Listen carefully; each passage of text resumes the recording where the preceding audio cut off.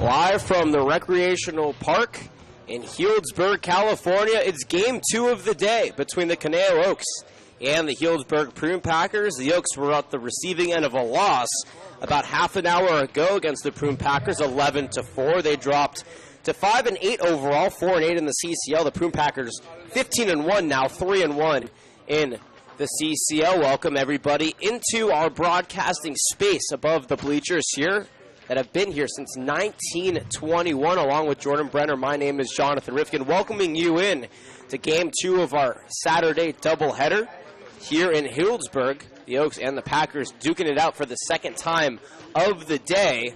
And we'll give you the starting lineups. The Oaks here in the top of the first, the field for the Packers, and the Packers lineup in the bottom of the first, and the Oaks field thereafter.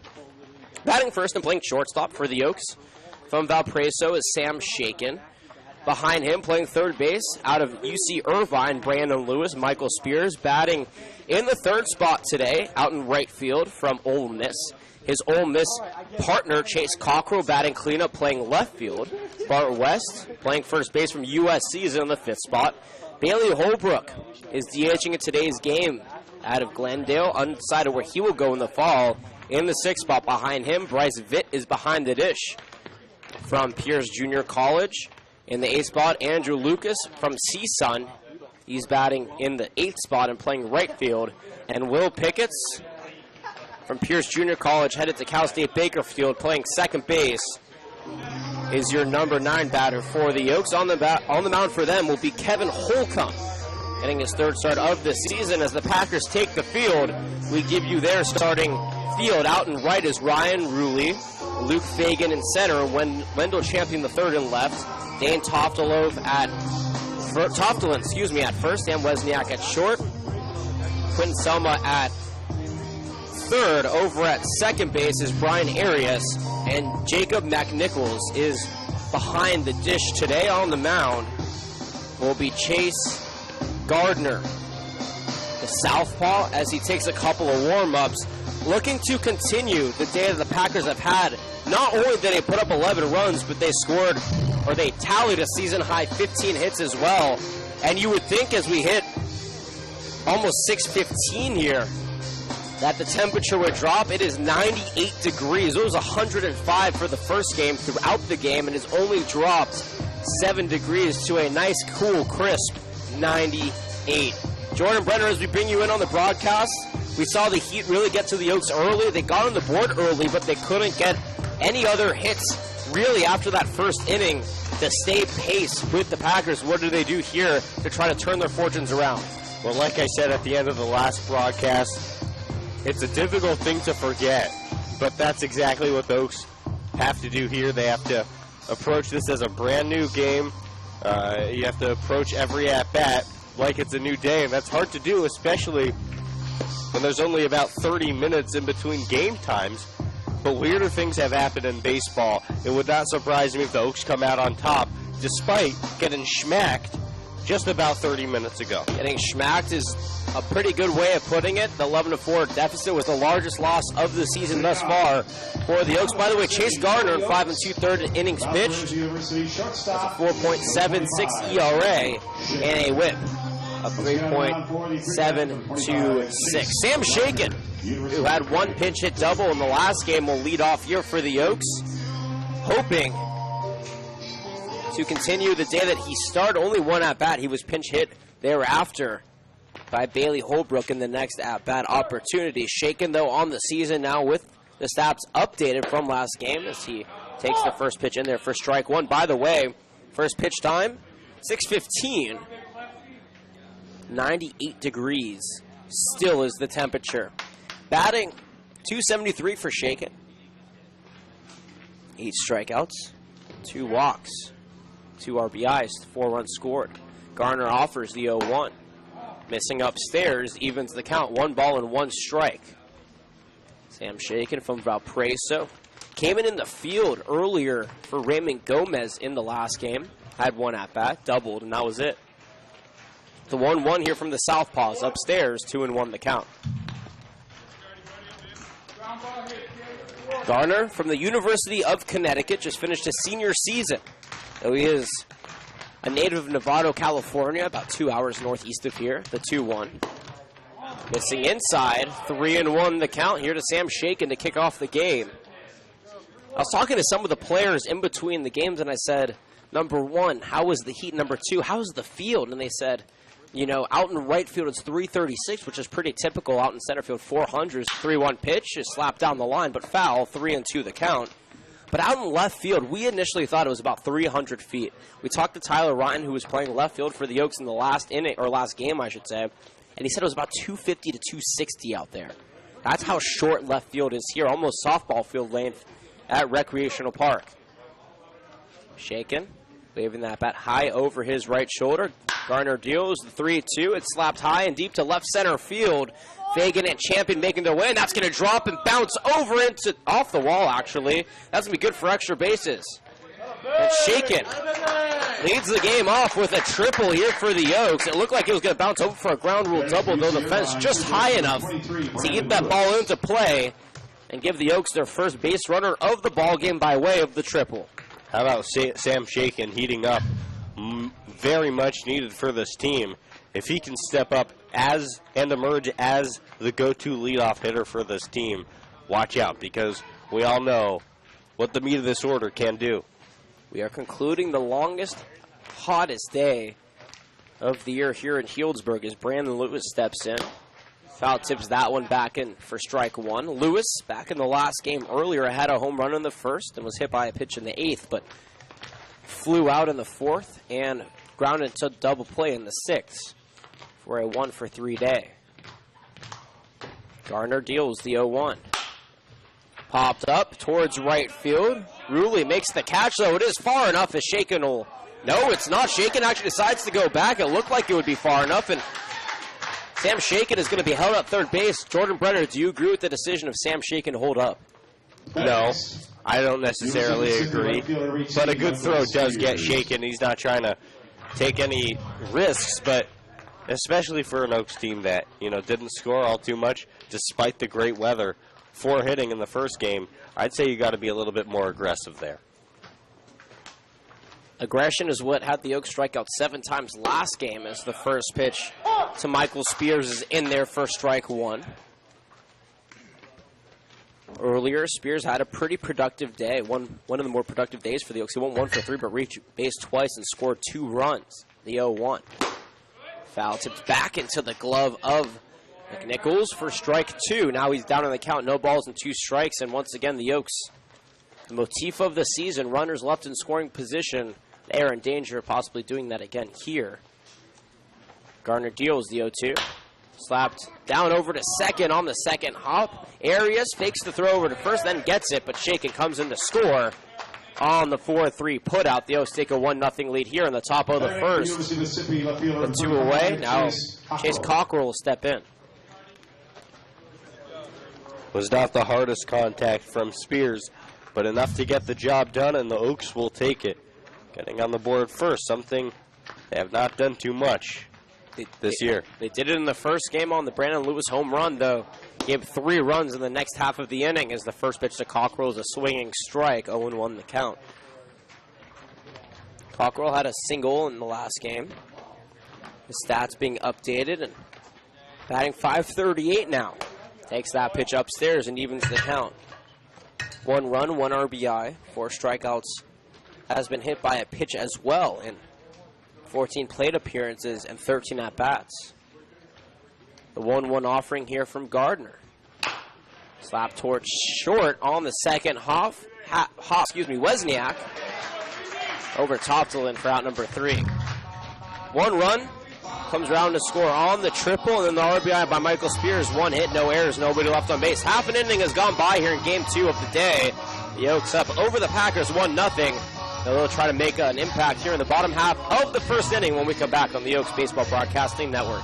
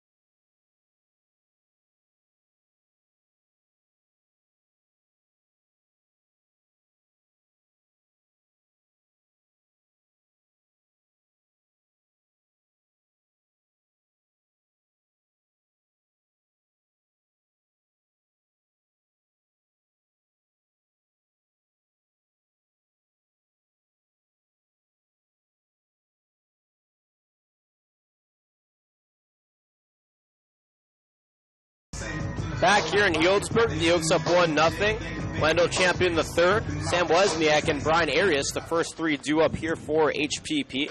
They changed their jerseys in between the two games. They're wearing black now with red letters and numbers on the front outlined by white and red numbers on the back outlined by white as well. Wendell champion the second steps in and swings and misses for strike one. He had a pair of strikeouts in the first game of the day to go along with two doubles and a single. 2 runs scored as well for the slugger leading off. Kevin Holcomb is on the mound and tips the shoulder of Wendell champion second. He gets hit and he's on first base now to begin the ball game here for the Packers. Kevin Holcomb out of Glendale City College on the season. This is his second start. He does have 3 other appearances. He has a 5.4 ERA, 6 2/3 innings pitched, 8 hits, 5 runs, 4 earned, 4 walks and 8 strikeouts. Sam Wozniak snapping in from the University of California with a runner on first and nobody away. First pitch. Skied high but foul, out of play. 0-1 the count to him. 1 run on 1 hit for the Oaks. They had Sam Shaken lead off with a triple for them on their half of the first inning. He was able to score 2 outs later on a Michael Spears ground out. The 0-1. Misses outside. Ball 1 evens the count. The Oaks field is as follows. Andrew Lucas is in center. Out and right is Michael Spears. In left is Chase Cockrell. Give the infield here in just a moment. The 1-1 here from Holcomb is foul tipped to 1-2 the count. Bart West at first. Will Pickett at second, Sam Shaken at short, Brandon Lewis at third, and Bryce Vitt behind the dish here for the Oaks. A lot of switches. Shaken didn't start the first game. Neither did West. West didn't even play Bryce Vitt or Andrew Lucas.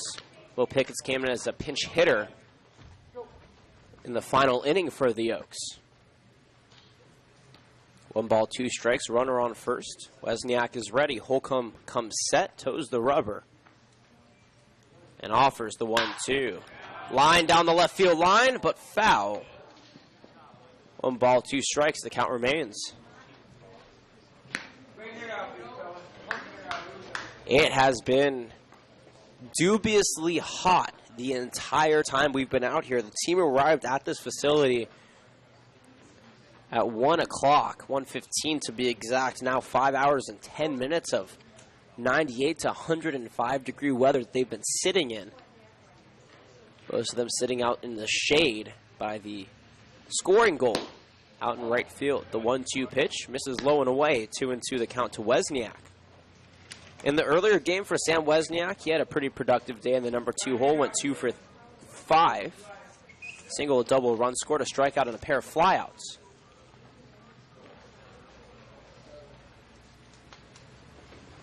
Two offering, swung and missed. Strike 3. Wozniak goes down swinging for out number 1. And Kevin Holcomb tallies his first strikeout of the ball game here at the bottom of the first inning. Brian Arias now will step in from the University of Texas San Antonio. He was the only guy who was pinch hit for back in the first game. Had a pair of RBIs though, a double and a single to his name. Look to capitalize on what the day that he started here in game number 2. Runner on first in the form of Wendell champion the second. 1 away. Holcomb toes the rubber from the belt and offers the 0-0. Breaking pitch low and away, 1-0 the count. Hope everybody's enjoying their Saturday evening, wherever we are in the week. It has been quite a trip for this team. But nonetheless, I hope everybody's enjoying their Saturday evening. No matter where you're watching or how you're watching, we appreciate you making us a part of your Saturday plans. Holcomb offers the 1-0. Fouled back against the screen right next to our crowd mic. Evens the count, 1 ball and 1 strike. One's across the board now. 1 ball, 1 strike, 1 away and 1 on. And the Healdsburg Prune Packers, 15-1. Their only loss of the season was an 11-7 fight against the Santa Barbara Foresters a week ago. Yet to make the trip to Southern California, though. Holcomb deals the 1-1. Skied high to left center field. Cockrell giving chase at the wall, and it bounces off the wall. Rounding third, coming home as there's some trouble with it in center as Wendell Champion the third. Stopping at second is Brian Arias, and he doubles up in a run. We have a tie ball game here, one apiece in the bottom of the first inning. McNichols. Just leaving a fastball elevated, a guy like Arias simply will not miss that. He tattooed that ball to almost the deepest part of the yard. Hard for Lucas and Cockrell to come together and make that play with the rough outfield grasp. And the game's tied at 1. Different outfield for the Oaks than we're typically used to seeing. Normally Andrew Lucas, when he plays, is out in right, though he's out in center today. Jake McNichols now steps in. The first pitch to him belts him. No, it actually foul tipped. It looked like it hit off the shoulder, but it actually foul tipped off the bat. Strike 1. Yeah, that looked like it hit his rib cage. He must have turned into it, though.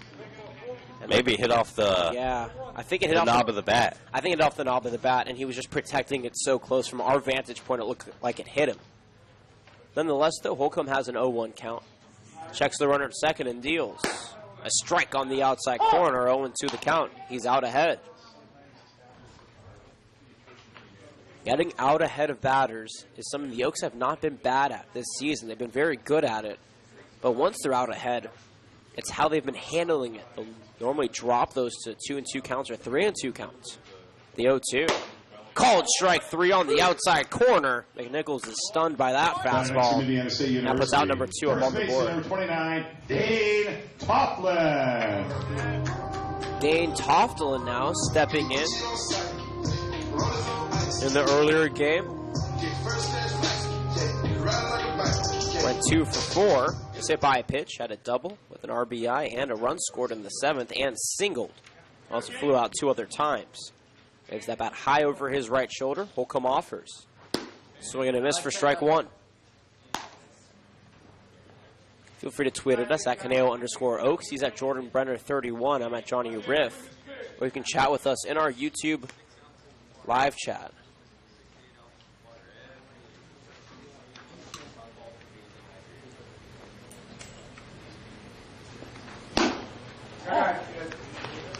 Pitch.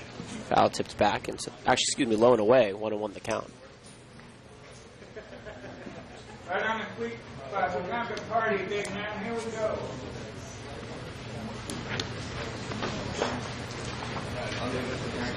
The 1-1. Another breaking pitch. Peeled down, say he didn't go. 2-1 the count.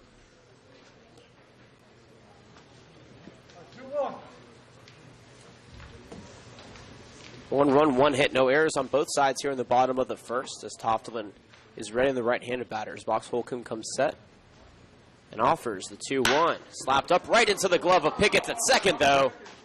And he makes the catch for out number 3. 1 run, 1 hit, no errors, 1 left on base. We're through 1 full here from Healdsburg. We're tied at 1. The Oaks will try to take the lead in the top of the second when we come back right here on the Oaks Baseball Broadcasting Network.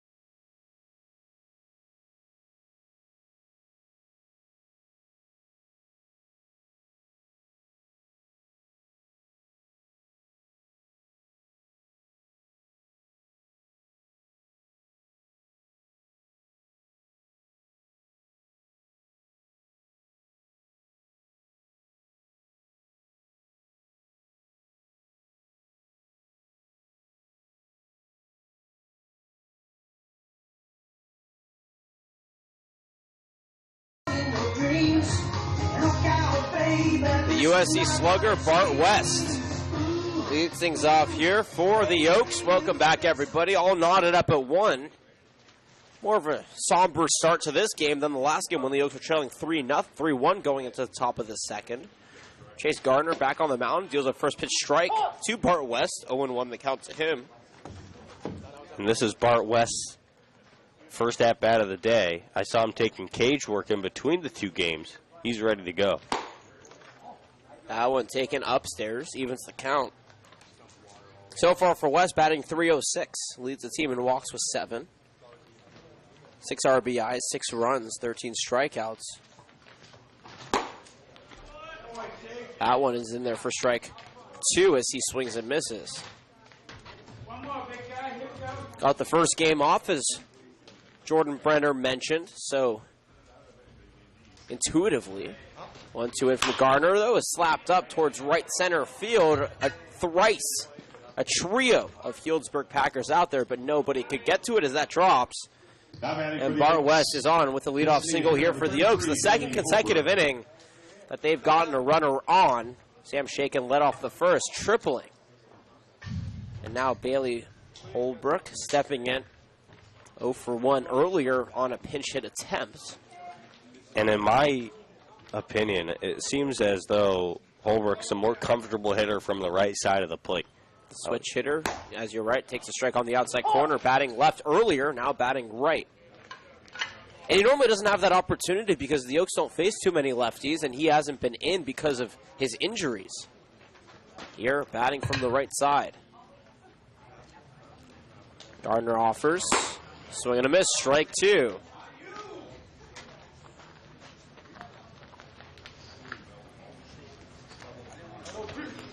No balls, 2 strikes, runner on first here for the Oaks.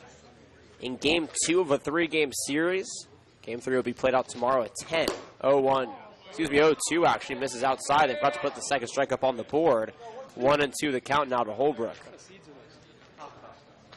Holbrook is big, 230. He has a lot of power in that bat. He also pitched a few innings earlier in the season.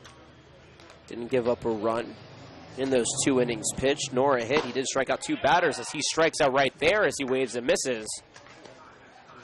First strikeout on the game here for Gardner. Puts out number 1 up on the board of the second inning.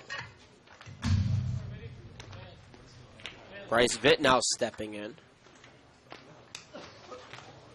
The Oaks don't want to leave a leadoff runner on if they can help it. Vitt's bat has been picking up a little bit as of late as well, especially in that Forrester game. Batting .238 so far. Does have 2 triples. That pitch is low for ball 1. Couple RBIs as well to go along with 4 runs scored. Lines up his bat. Gardner toes the rubber and checks West. Offers the 1-0. Misses up and away. 2-0 the count.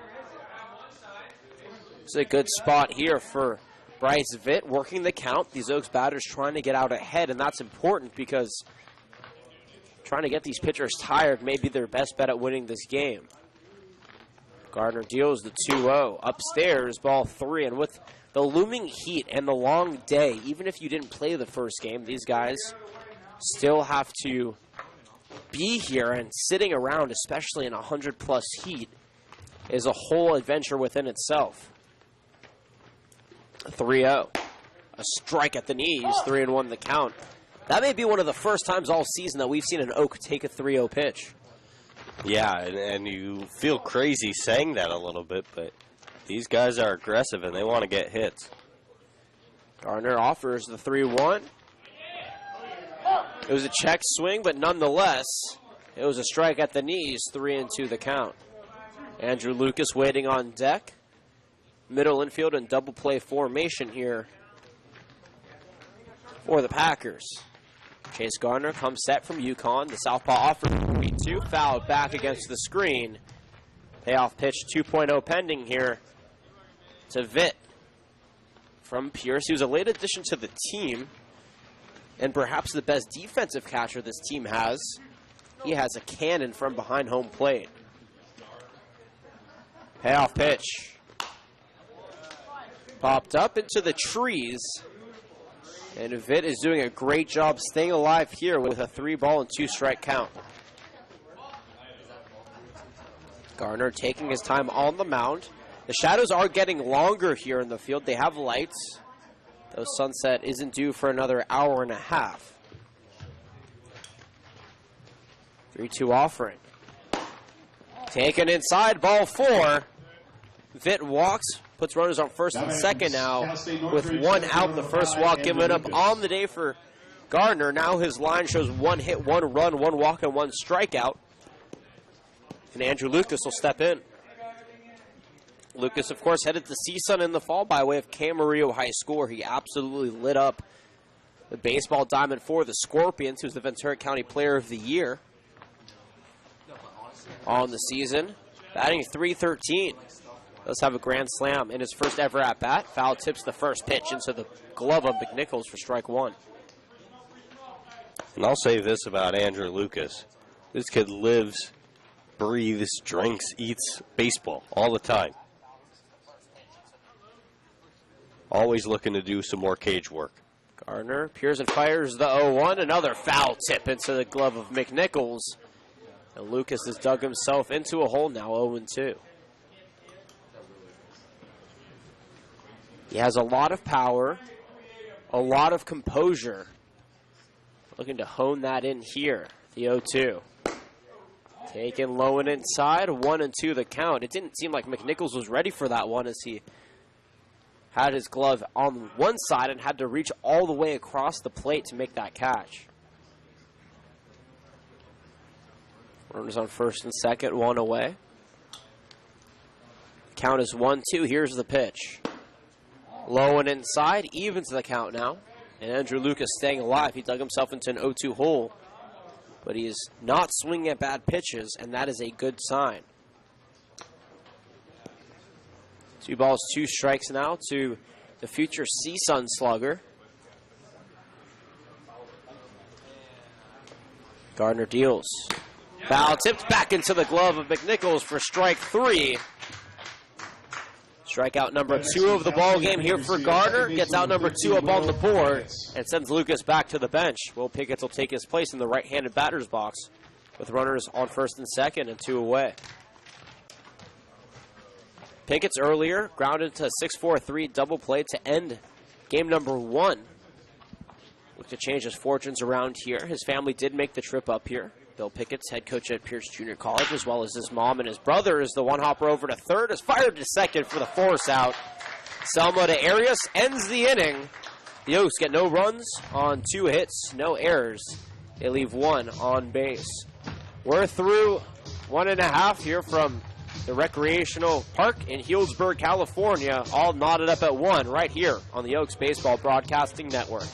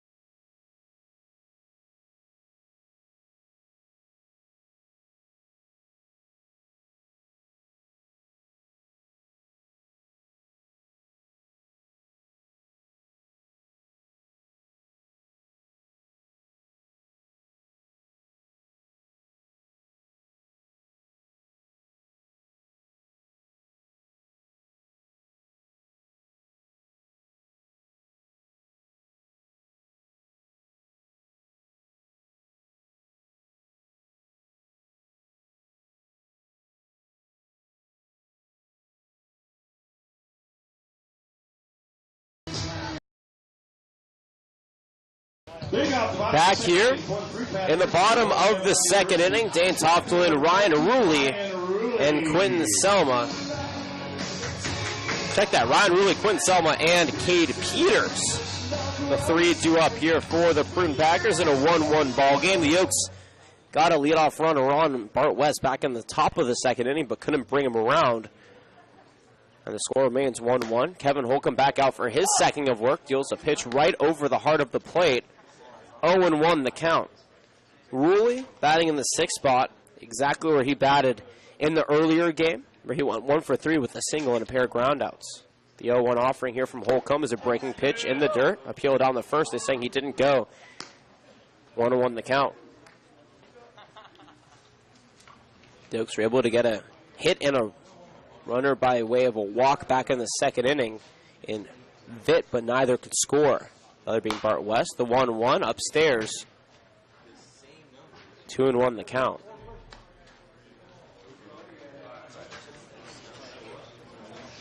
And Coach Solis visually frustrated over that check swing that went the Packers' way.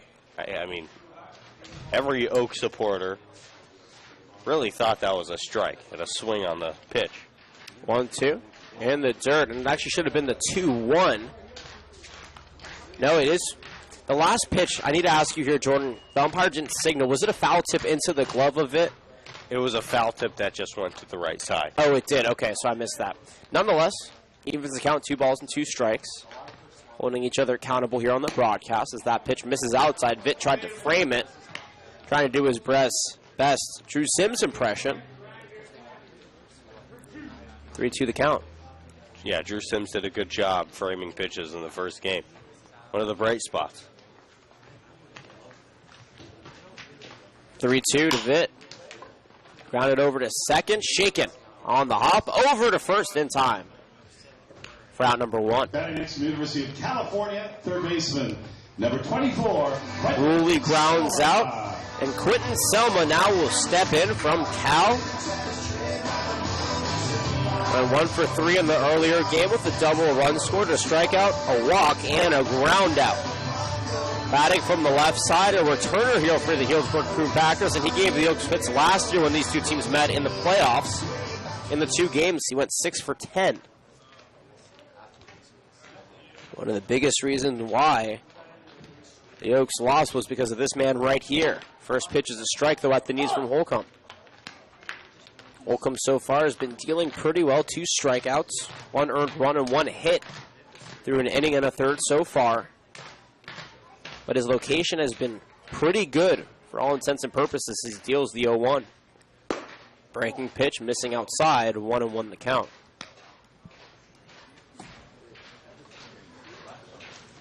Shadows continue to grow. Still plenty of sunlight, but the sun's beginning to set over to our left. 1-1 pitch, another curveball. This one slapped over to second, diving and missing the ball. Couldn't get a handle on it. Batting next from UC Riverside, Will Pickett's, and that'll be an infield single for Quentin Selma.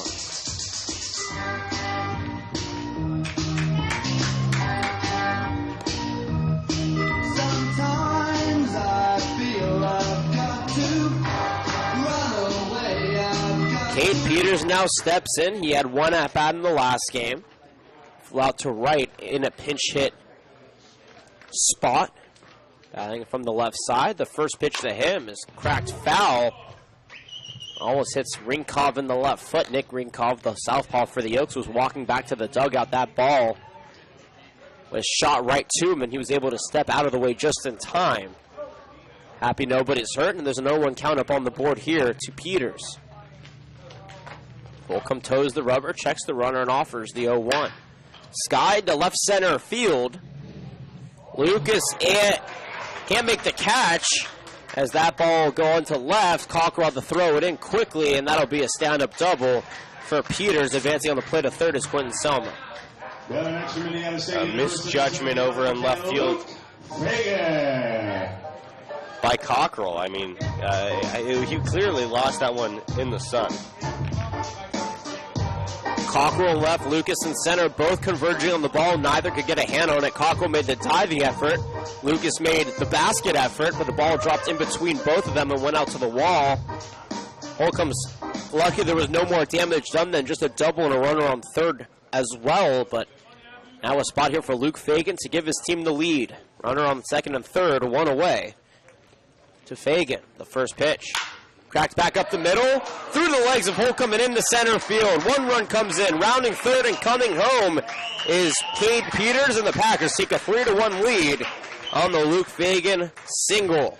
Batting next for the Prune Packers, University of Houston. Left fielder number 32, Wendell Champion the second.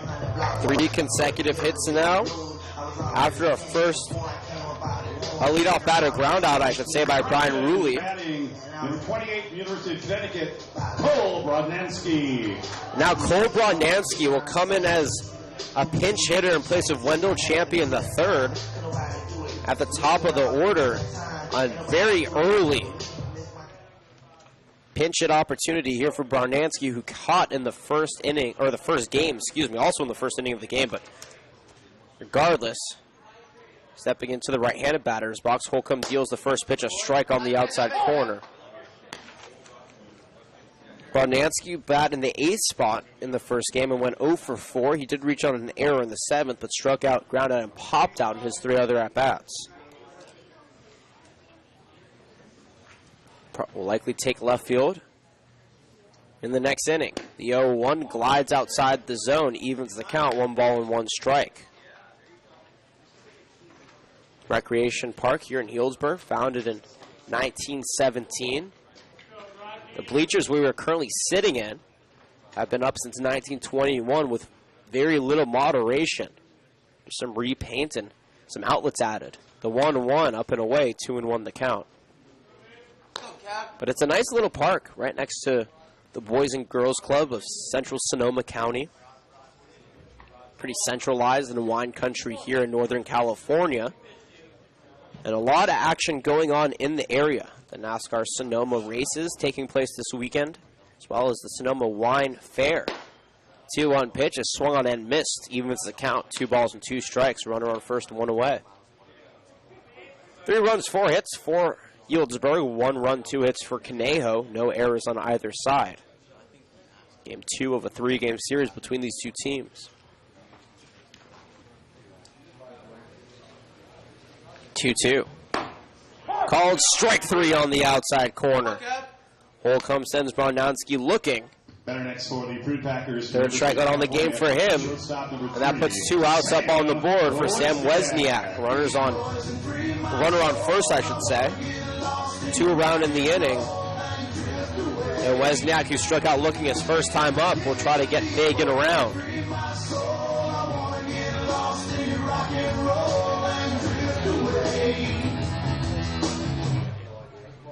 Holcomb comes set. The 0-0 is upstairs. Vitz spears it out of the air. 1-0 the count. The heat setting a little bit, but still very hot at 96 now. A whole 9 degrees cooler than the first game temperature. 1-0, popped back against the screen, evens the count. Don't feel like it, Jonathan. Still feels like 100 out here. Absolutely, and I was talking to Tanner Wright in between the 2 games, and he said, "Is it hot up in the stands where you guys are calling?" And I said, "Yeah, but I feel like you guys have the shorter end of the stick." And he took a walk back here, and he said, "Actually, I think it's hotter where you guys are." It is just scorching, the hottest day of the year so far recorded in Healdsburg, California. The 1-1, a strike on the outside corner, run goes, the throw, not in time. Fagan slides in safely for his second stolen base of the season.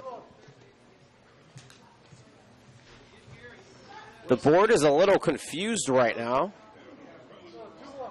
It shows 1-1 the score. Now it says 3-1. You're going to have to add a couple more hits. And 2 outs as well. The count is 2-1 here for Sam Wesniak. Holcomb checks the runner at second and deals. Swing and miss. 2-2 the count. Holcomb working very collectively on the mound. Lanky right-handed pitcher from Glendale has done a very good job this season placing pitches, holding runners, and doing his best to get out ahead of batters. Takes a breath from the belt. The 2-2. Curveball called strike 3 at the knees. 2 consecutive strikeouts looking. Ends the second inning here. Not before 2 runs on 3 hits, no errors, and 1 left on base. We're through 2 full here from Healdsburg. The Oaks trail 3-1 right here on the Oaks Baseball Broadcasting Network. Speedway was created. It was a fantastic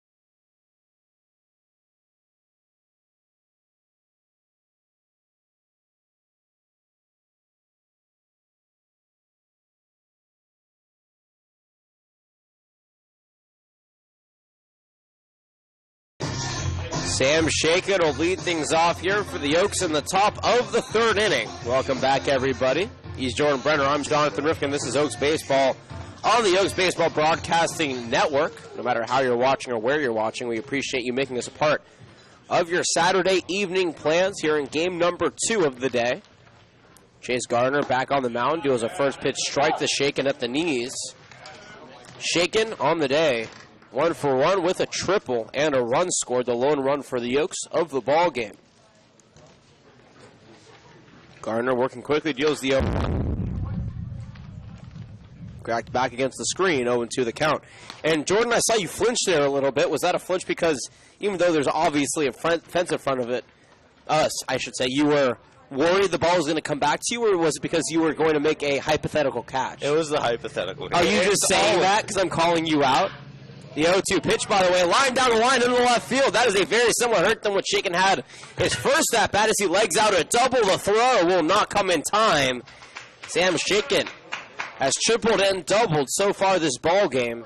And the Oaks are in business here early in the 3rd inning. 1 on, nobody away, and Brandon Lewis stepping in.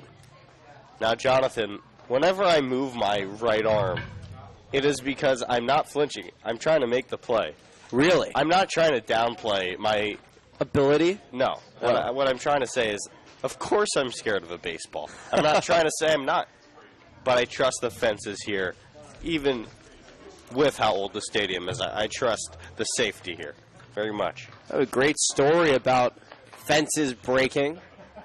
We'll give it to you here down the middle of the game as the first pitch is in there to Brandon Lewis for strike 1.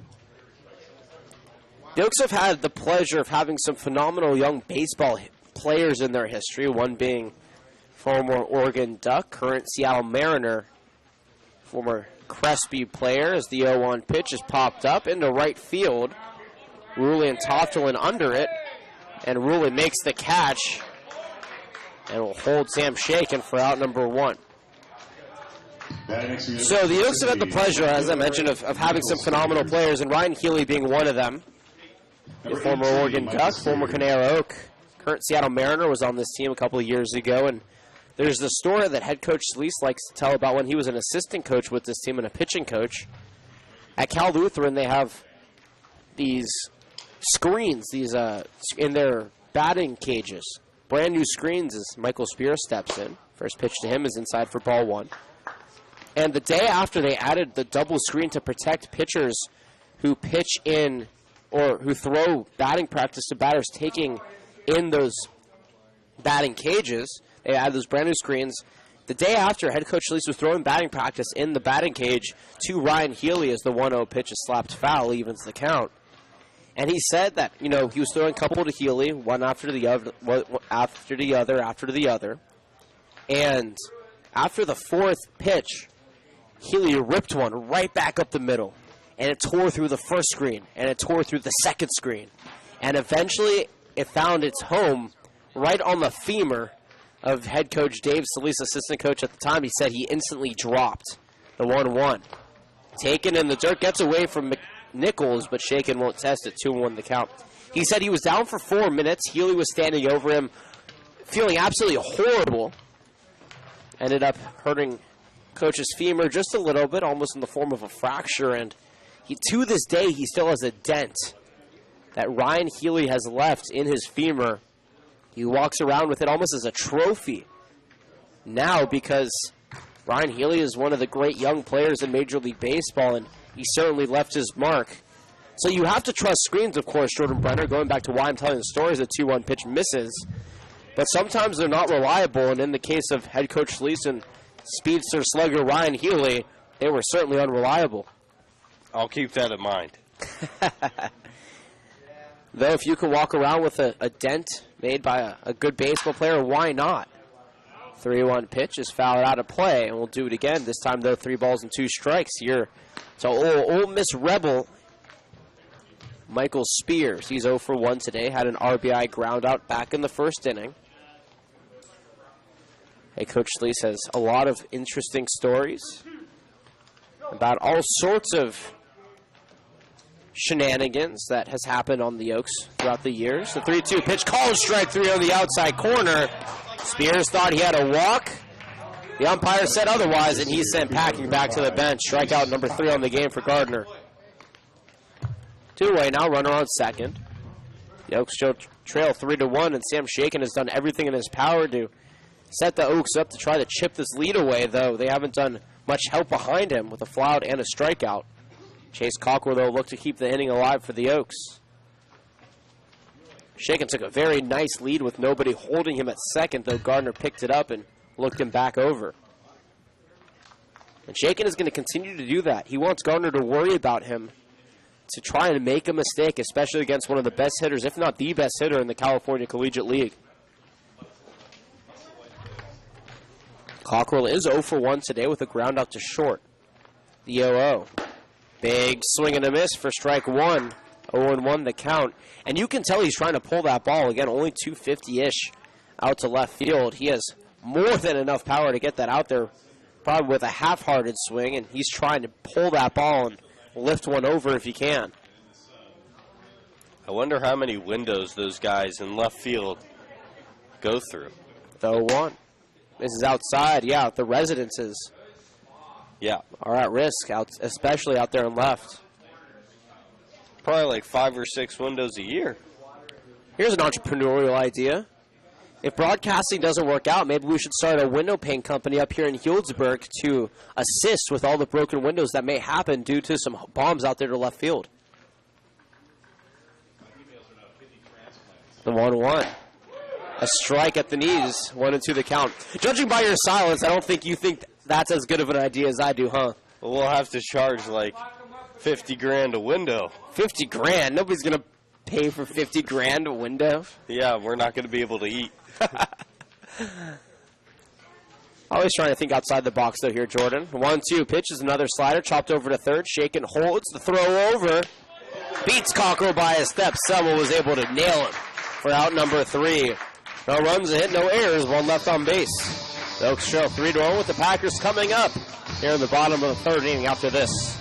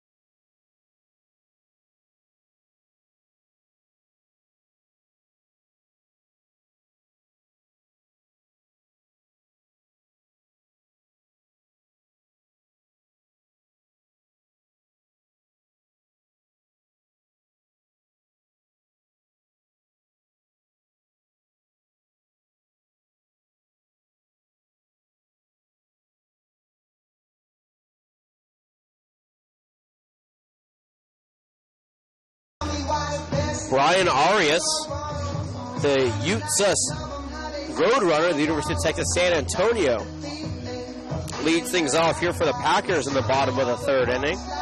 The Oaks trail 3-1. Brian Arias on the day, or in the game, 1-for-1 with an RBI double back in the first inning. Kevin Holcomb will look to start off this inning as that first pitch is low for a ball, where he left the second inning with 2 consecutive strikeout looking. Did a very good job coming back after giving 3 hits, resulting in 2 runs to the bottom of the Packers' order. Toes the rubber and offers the 1-0. Popped up, but well out of play, 1-1 the count. We were talking about the weather and how it was 105 earlier and still in the high 90s right now. Tomorrow's supposed to be 82 at the highest, and the Oaks won't even be here for the peak of the day because the game's at 10 o'clock in the morning, which means that everybody is just hoping for tomorrow's game because of how much cooler it's supposed to be. It has just been blistering hot out there today. Holcomb deals the 1-1 in the dirt, 2-1 the count.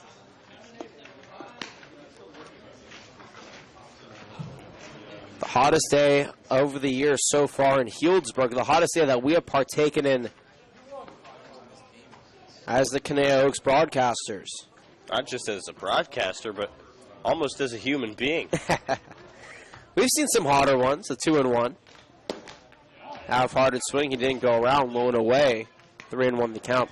2 years ago in La Mirada when the Oaks played the SoCal Catch, in a 7-5 ball game, the Oaks ended up winning on 3-run home run by Jake Arledge in the top of the 9th. That was 108. That was the hottest ball game that at least I have called with the team, now my 3rd season. It's a 3-1 here from Holcomb. Popped up, sky high to right field. Spears at the track makes the catch for out number 1. Had a couple of 100-plus games last season as well. This season we've been pretty fortunate, no matter where we've gone, to have some pretty nice weather, nothing over 92. Until today, we're hit 105, so we went from Wednesday, which is actually a pretty cool game against Royal Seco Saints at 82, to 105 3 days later. Yeah, there are games in Thousand Oaks that I have to bring a jacket. Jake McNichols stepping in. He's 0-for-1. Struck out looking his first time up. Check swing. He did not go around on a ball bouncing to the plate. 1-0 the count.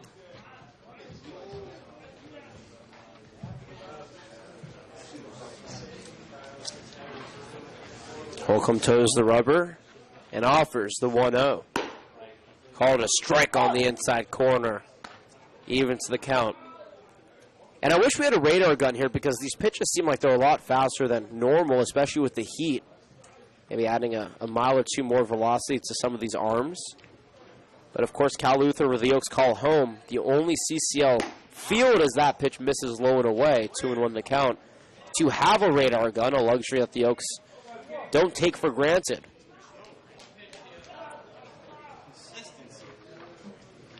Well, 2 balls, 1 strike, 1 away, 3-1 ball game.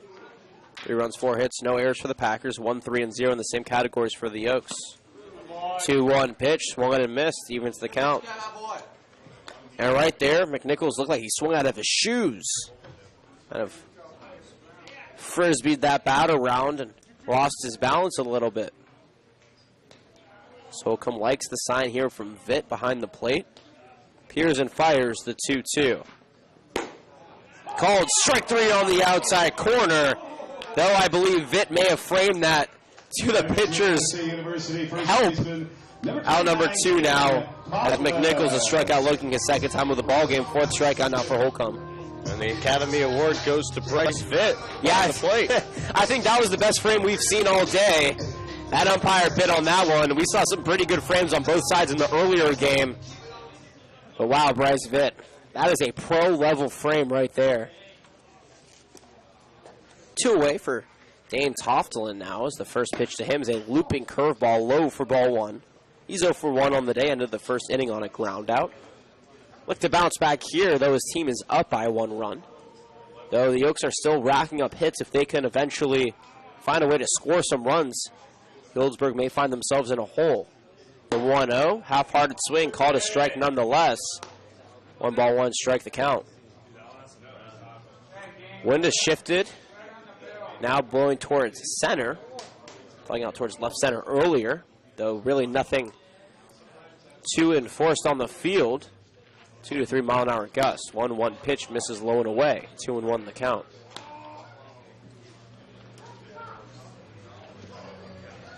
The first ball game was actually the quickest the Oaks played all season long, 2 hours and 12 minutes. But with the heat, it felt like the longest ball game all season long. 2-1 pitch. Fouled back against the fence. You didn't flinch on that one, Jordan, so I guess you did trust the fence, even to the count 2 balls and 2 strikes. Yeah, and that one was heading right for my face. I trust your reflexes, though. They may not be quick, but they are accurate. Sometimes accuracy is more effective than speed, and as is the case with a lot of these Oaks pitchers. 2-2 offering from Holcomb. Upstairs, full count now, 3 balls and 2 strikes.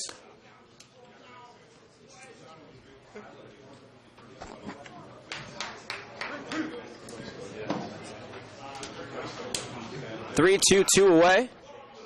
Holcomb trying to end this inning. The strikeout so far at 3-2. Missing outside, ball 4. Vitt didn't frame that one. And Toftelin walks the first walk drawn all game long for the Packers. And it comes to 2 away in the third.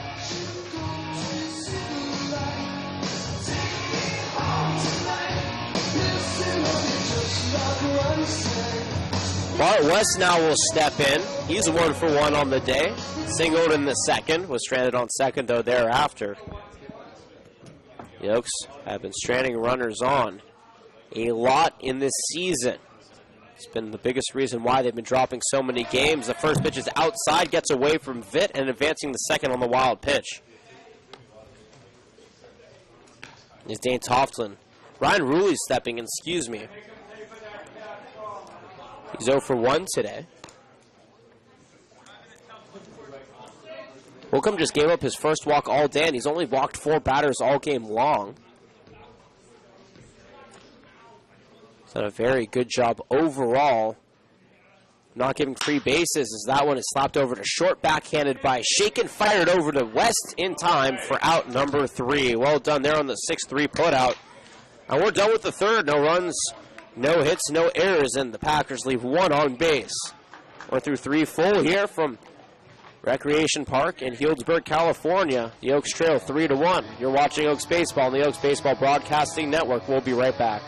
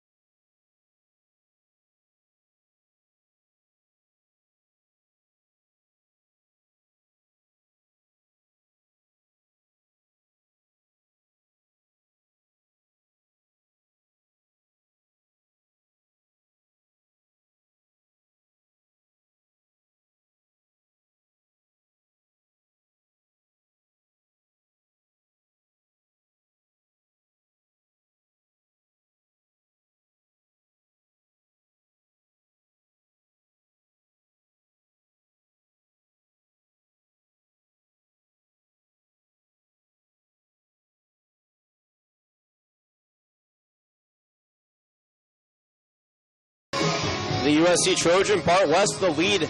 The Yokes, half of the fourth inning off, trailing 3-1. There's a new pitcher on the mound for everything on him. A line for Chase Gardner. And play-by-play of the fourth, fifth, and sixth innings, my broadcasting partner, Jordan Brenner. Thank you, Jonathan. First pitch into West, taken away, 1-0. Chase Gardner on the day, 3 innings pitched, 3 hits, a run that was earned, a walk, and 3 strikeouts. New pitcher's Henrik Reinerson, his second delivery, lined over to the shortstop, fielded. He pauses for a second, now fires over to first, not in time to beat West. Wozniak over at short, just paused for 1 second, and that allowed West to beat out the throw for his second hit of the day.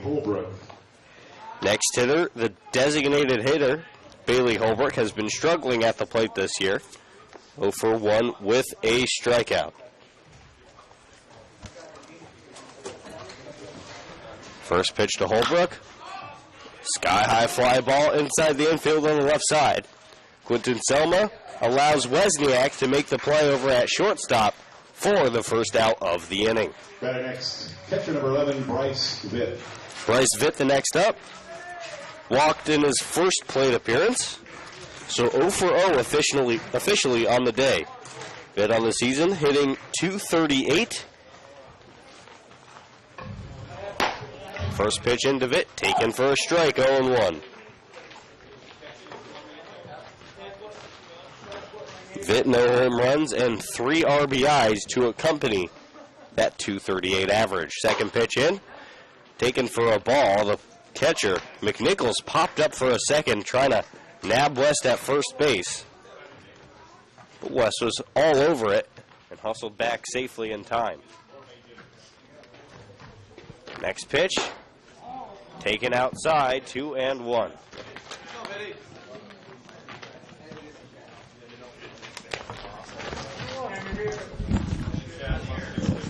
West off of first. Next pitch in. Out back to the screen right near our crowd mic, 2-2. To Bryce Vitt. And the Oaks, they have not established that everyday catcher that is normal for many baseball teams, but all three, Cam and Co., Vitt strikes out on the 2-2 pitch. Big swing and a miss. All three, Vitt, Cam and Co., and Sims, they've done a good job in the platoon role. Next up, Andrew Lucas, the strikeout victim back in the second inning.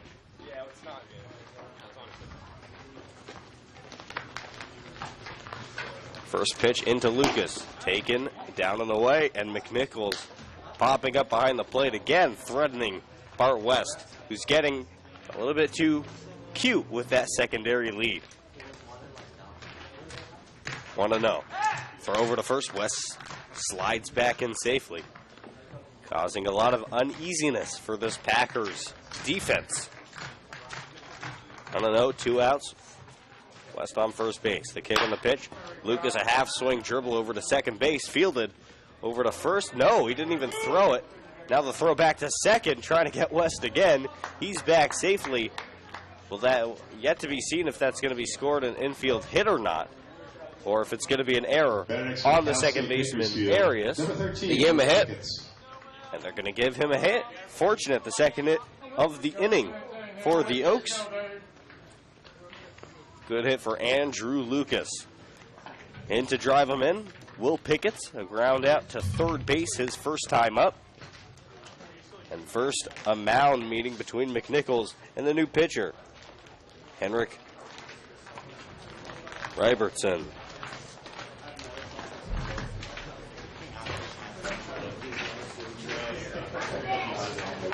Pickett's on the year. On base is looking pretty good.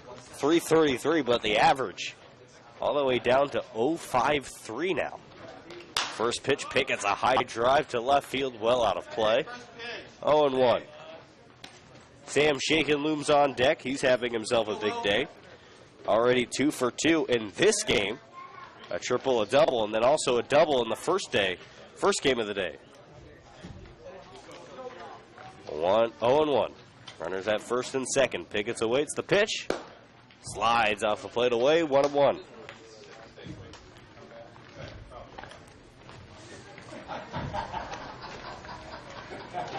good. I got the cover on wild finger. Robertson on the mound, sets at the belt, checks West at second, kicks and offers. A fastball, he ran it back. Two-seam action, catches the corner, 1-2. 2 hits on the innings for the Oaks.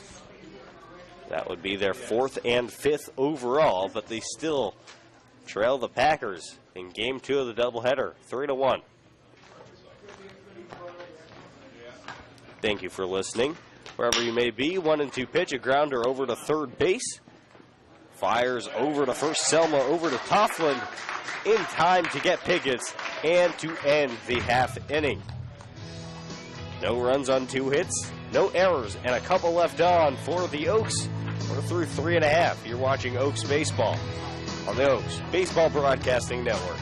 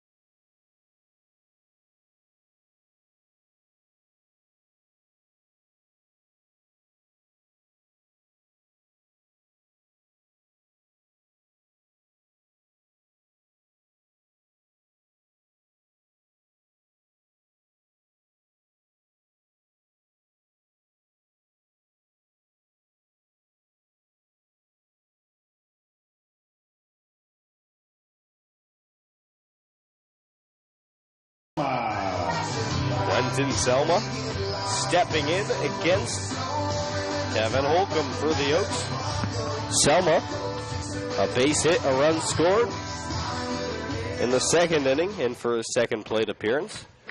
The University of California Golden Bear digging in. Holcomb gets his sign. A long windup, here's the pitch. A little bit low to Selma, 1-0.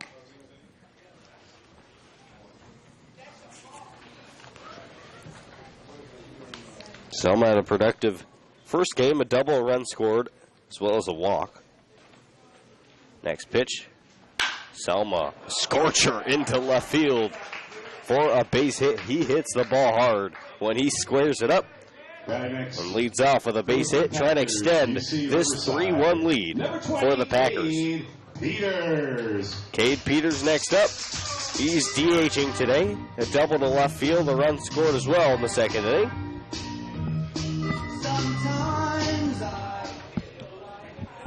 Cade Peters, 250 on the year. No home runs.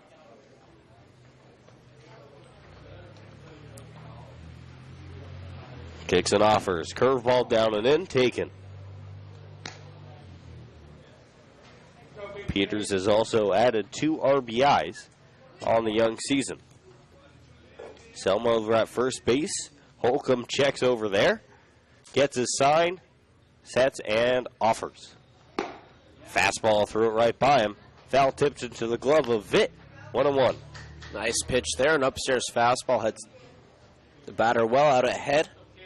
Cade Peters trying his best to get on top of it, but just couldn't catch up to that fastball. 1-1 offering to Peters. Wind up and the throw over to first. Not in time to get Selma. He dives back in safely. And 1-1. Just a couple seconds away.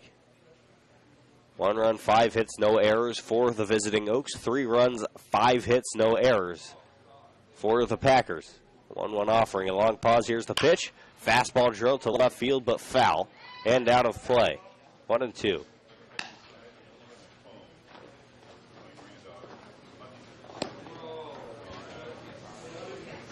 Some committed fans here in Healdsburg watching their squad in the second game of a doubleheader on a hot but beautiful day. 1-2. Gets his sign. Holcomb delivers. Jammed him. Ground ball over to second base. Pickett fields it. His only play is at first. He throws over there for the first out of the inning. Selma advances to second base. And a runner in scoring position now for Luke Fagan. Good quick out there for the Oaks, but a productive out for the Packers if they can capitalize now with only 1 out and a runner in scoring position. This man, Luke Fagan, has been very good, including that 2 RBI single back in the second. We'll see here if he can continue his hot day today. Also a home run in the first day game. Feels like almost a day ago.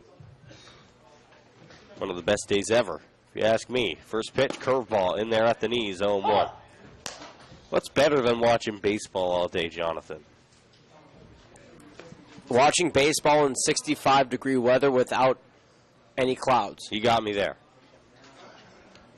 Though I think 95 to 105 takes a close second. 0-1 pitch. Fastball. Scorched over on the ground, fielded by the shortstop over to first. West applies the tag, not in time, did not get him. Shaken did his best over at shortstop, fielding that ball in the backhand and firing without setting his feet over to first base. Throw was a little bit off the mark. West tried to compensate for the error, apply the tag, but he missed Fagan, and he's on first base. Now first and second, Selma and Fagan. On base for Cole. Bartnowski.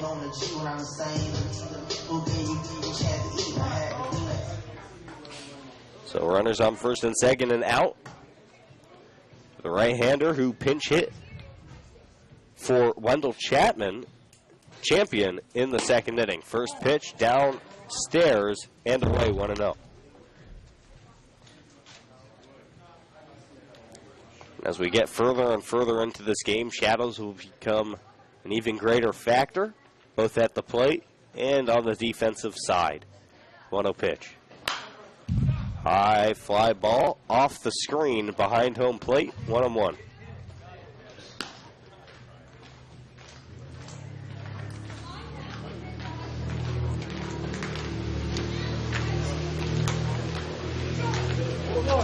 Go.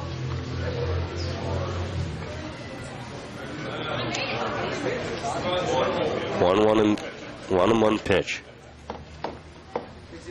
On its way, away, 2-1.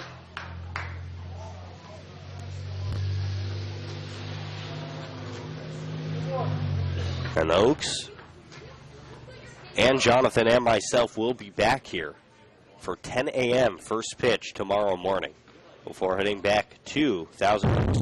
Next pitch gets by Vitt and goes all the way to the screen. Runners advance on the play. Selma over to third base. Fagan over to second base on the wild pitch. That eliminates that double play that the Oaks so badly need right now to try and end this inning. Give their offense an opportunity to try to make a 2-run deficit. 3-1 count and out in the inning. Now 2 runners in scoring position. The pitch lined out of play to the right side.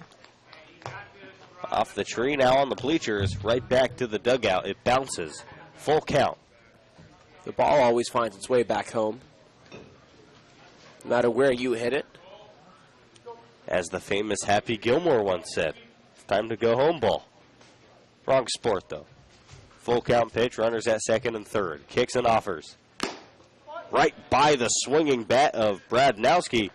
His second strikeout of the game, the third for Holcomb, and a big one that was. 2 outs in the inning now, trying to avoid further trouble in a 3-1 ball game. How about this? 5 strikeouts for Holcomb, and that was the first one swinging. Oh, you're right. I said he only had 3. I was selling him short. That was number 5. Regardless, my point is that the fact that he got 4 other batters looking before finally chalking up his strikeout swinging, I think it's been a pretty good outing for him in a hot day. Look, you have to understand, the Oaks had to endure a long 8+ hour bus ride yesterday.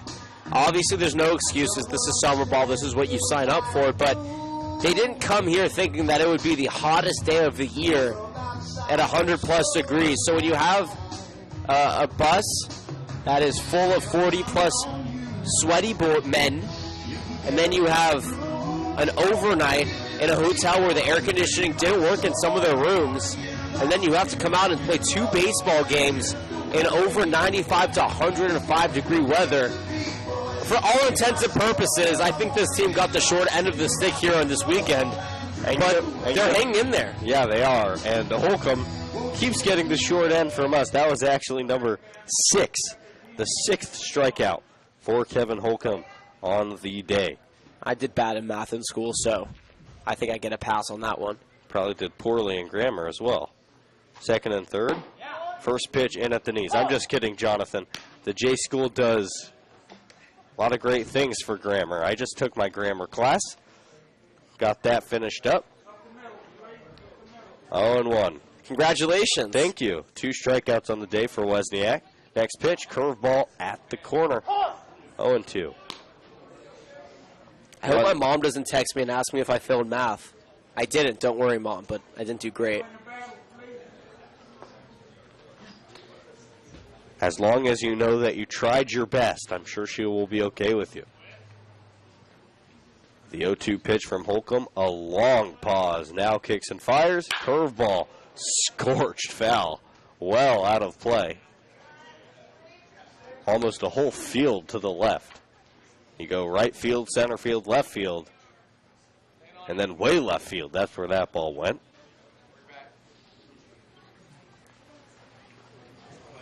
Shortstop Wozniak awaits the 0-2 offering.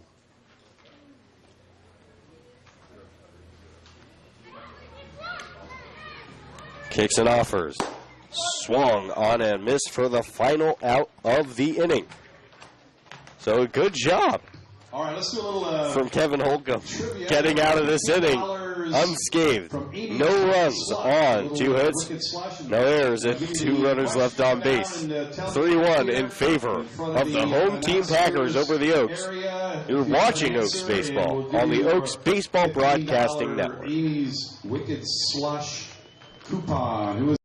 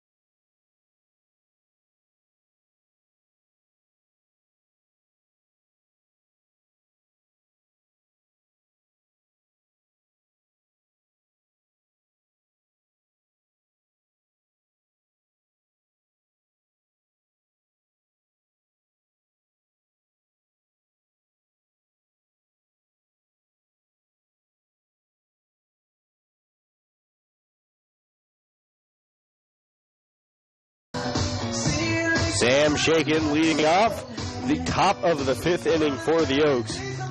He has been probably the brightest spot of this Oaks lineup today, especially in this game. A triple to left field, a double to left field. 2 for 2 trying to build on that. First pitch into Shakin, scorched over to the shortstop. Wozniak cannot field it. This infield has produced some odd bouncy balls, and Shakin on first base for the 3rd time today. automatic music here behind number 23, Brandon Lewis. So that'll set the tables for Brandon Lewis. 2 flyouts to right field in this one, but a big home run to center field in the 1st inning of the opening game today. A shot to dead center field, one of the longest we've seen all season long. First pitch, curveball up and in, 1-0. So Brandon Lewis is average all the way up to 288 now, working his way up to 300 where he belongs, no doubt. Next pitch, swung on and missed, 1-1.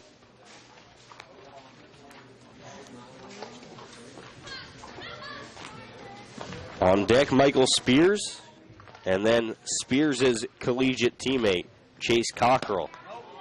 Next up after that, next pitch, off the plate, 2-1.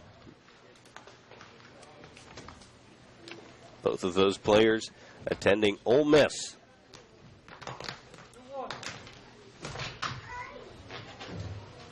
2-1 offering on its way. Lined into center field. No problem for Luke Fagan, who only had to take a few steps to gather that line drive in his glove. And that'll be the first out of the inning. Michael Spears next up. Ground out, strikeout, victim, 0 for 2 on the game. He's batting in the 3-hole today. Kicks and offers, the runner goes, shaken. A bad jump, he hesitates. Now he's caught in a pickle between second and third. And he's just going to be tagged out by the second baseman, Brian Arias. Poor base running from Shaken. There comes a point where if you take off to second, you cannot go back the other way. And he might have been safe in at second base. The throw behind the plate from McNichols was not the best one. Yeah. So a wasted opportunity. You get on with the error. Thrown out at second base. Caught stealing. Foul back to the screen. 0-2 to Spears. Yeah, that was almost a no man's land at that point. Once you cross probably the 1/4 part from first to second, you should not turn back. Next pitch to Spears.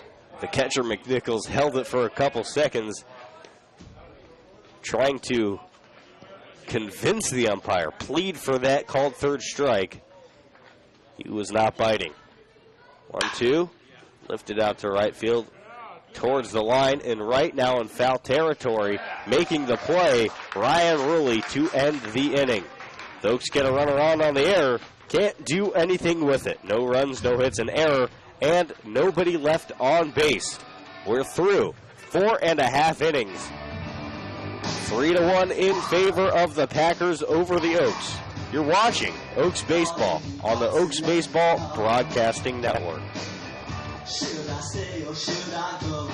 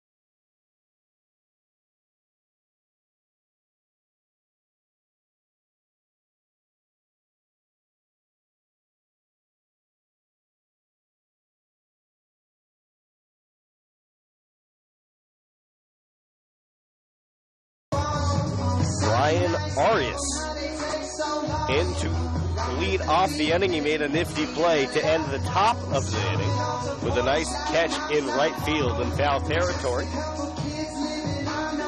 Arias, a double his first time up to left field. He flew out to right. His last time up, the new pitcher, David Appleby, will get you the line on Holcomb in just a minute. First pitch, taken away into the screen.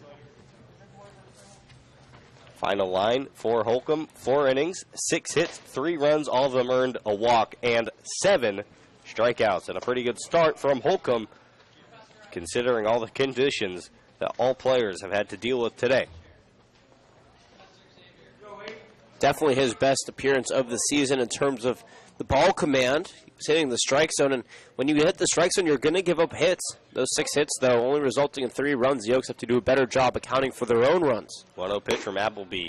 Pulled away. Release point a little bit too late on that one, 2-0. And now the shadows become a major factor. It's hard for us to see even from here. The 2-0 pitch is inside, 3-0.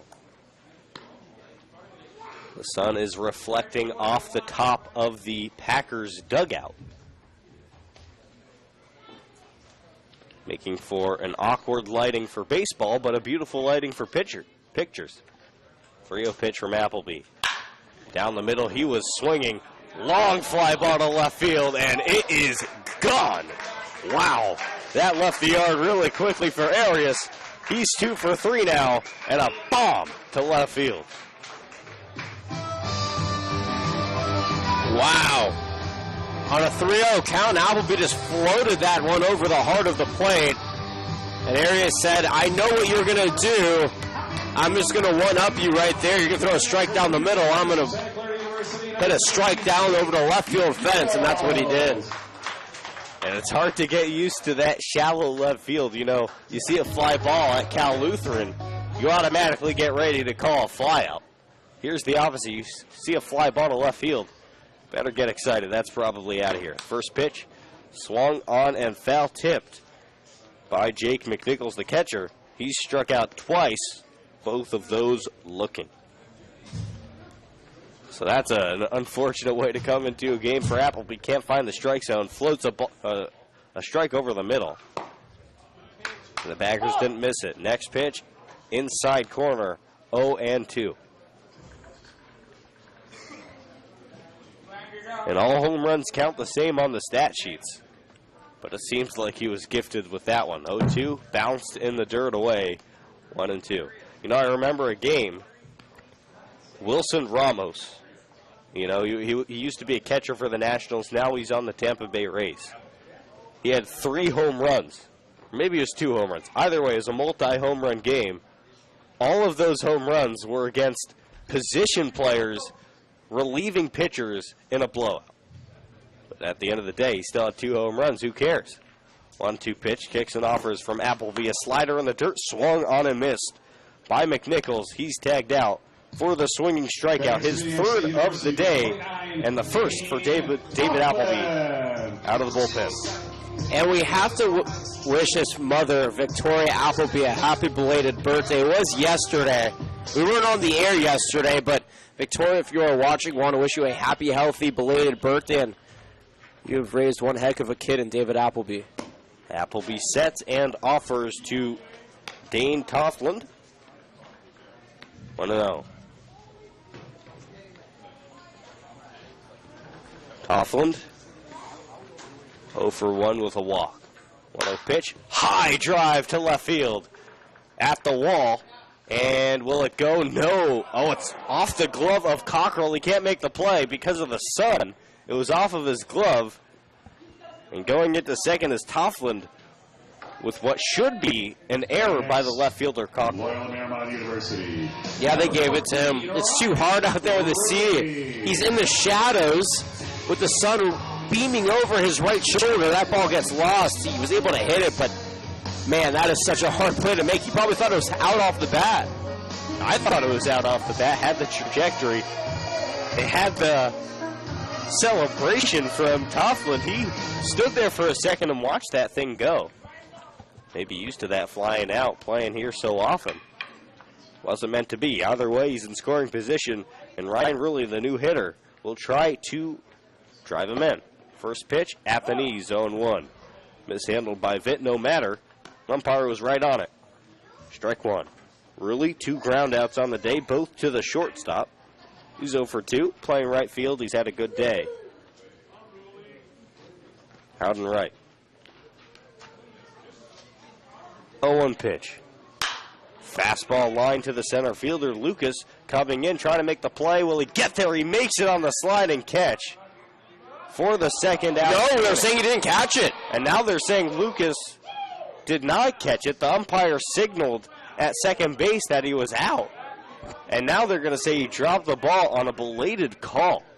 Well, the second base umpire said that it was caught. The left field umpire said that it was dropped with the left field, or the third base umpire, I guess, but he was out in left field. And that is his call to make. He overturned that second base umpire, but the umpires are now going to have a conversation.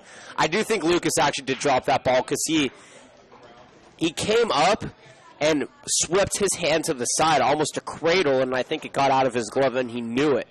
Well, if he does reach base, and it is ruled that Lucas did not catch it, that's got to be a base hit to center field, because Lucas, I mean, that was a great effort to get to that baseball. He had to travel a long way, and now they're going to rule that it was a hit. Doesn't seem like the Oaks are contesting it. Just a little bit bothersome, because you think you have an out, and then a late call says that he was safe. Quentin Selma. Quentin Selma, the new hitter, 2 base hits, 1 to right field, 1 to left field. A run scored as well. And he is at the plate with 1 out and 2 on. Ryan Rulli over at first, Dane Toftland over at second. First pitch, a high drive to right field. Going back, Spears at the track, and it is gone for a home run. A low ball tracker destined for the bleachers in right field that kept on carrying. And a big home run, the second of the inning. And the Packers put up a 4 spot and extend their lead to 7-1. Another hanging fastball from Appleby. Another home run for the Packers. Location, location, location. Throw the fastball, don't hang it. I know it's easier said than done, but at this point, there's not much more that you could say than just don't hang the fastball, because these guys are pro hitters. These guys know what to do, and this ballpark isn't very big. They use it to their advantage. No wonder they're so successful. They have yet to hit a road trip. They're 14-1 because of how they utilize their ballpark. First pitch in the dirt to Cade Peters, and what a shot that was from Selma. And you mentioned this is a small ballpark, but still to right center field, that's a long way away. 1-0 pitch, foul tip behind the plate, 1-1. So Selma on the day, now 3 for 3, 2 base hits, and a big fly over to right field. 1-1, 1 out, 7 runs on 9 hits for the Packers. Chopper to the right side, out of play, 1-2. 1 run on 5 hits for the Oaks, an error apiece for both of these teams.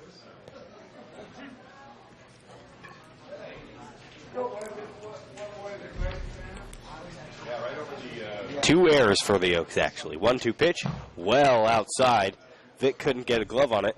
Bounces right back to Appleby after it hits off of the facade behind home plate. 2-2. He'll get a new baseball.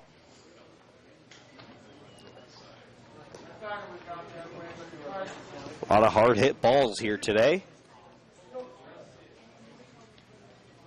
Appleby peers in, gets his sign from Vitt. Long pause, now the offering. Down and away, 3-2. And Appleby, some of the best stuff on this team. He has struggled early on in summer ball, but that's why we're all here. Still very high expectations for him at Michigan. The full count pitch, fouled back to the screen and out of the play. But I think it's important to fail a couple times in summer ball. That's how you learn.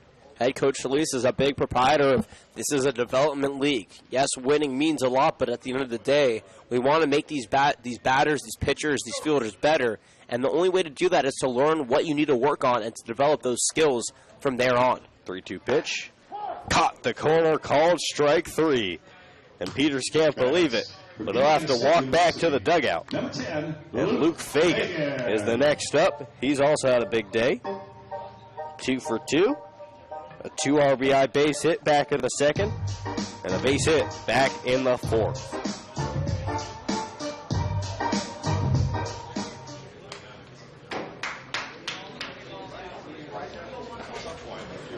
Appleby sets and offers. Off-speed pitch. Did he go? Yes, he did, says the first base umpire. 0-1 to Fagan. And Peters, who just struck out, he's 1 for 3. A 4-3 grounded, a strikeout, and a double back in the second inning. Here's the 1-0 offering. 0-1, excuse me.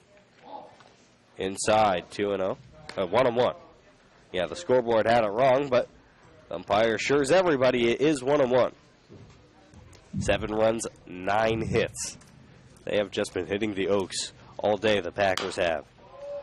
2-0 pitch, fouled off the front leg. And Fagan coming out of the batter's box limping a bit. Clear it hit his front leg. He's still limping back to the plate.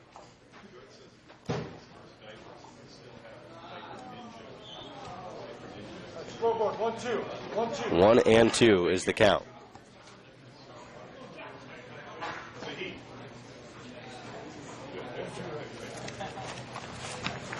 Fagan hit a home run in the first game today. Here's the 2-2 pitch. Down and away, Appleby bounces one. And now a full count. So just a recap of the inning. 4 runs already on 3 hits. A homer from Arias and a 3-run bomb from Quentin Selma. The pitch in the dirt. Now the count is full. 3-2.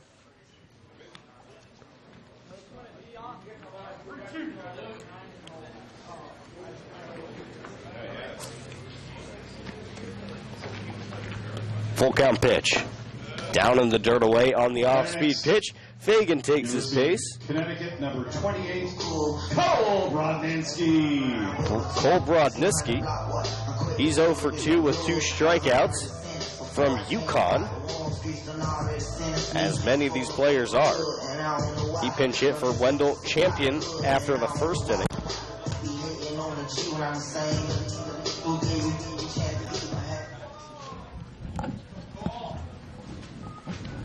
Appleby takes a deep breath.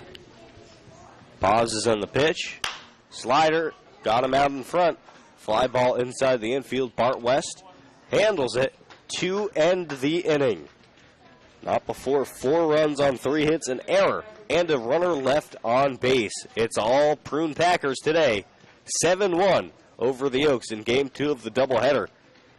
But don't go anywhere. The Oaks, maybe they have a comeback right in them. You're watching Oaks Baseball on the Oaks Broadcasting Network.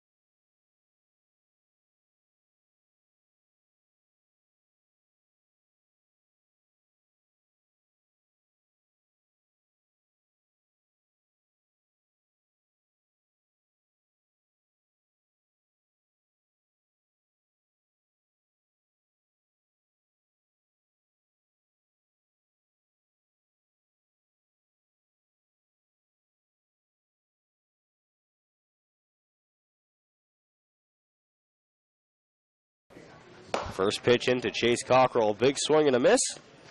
0-1. Cockrell, 2 ground outs on the day. A rare hitless game so far, but still time for that to change. Next pitch to Cockrell. A curveball a little bit outside and maybe a little bit low. 1-1. From Henrik Reinertsen. 1-1 offering. Inside corner. Cockrell cannot believe it.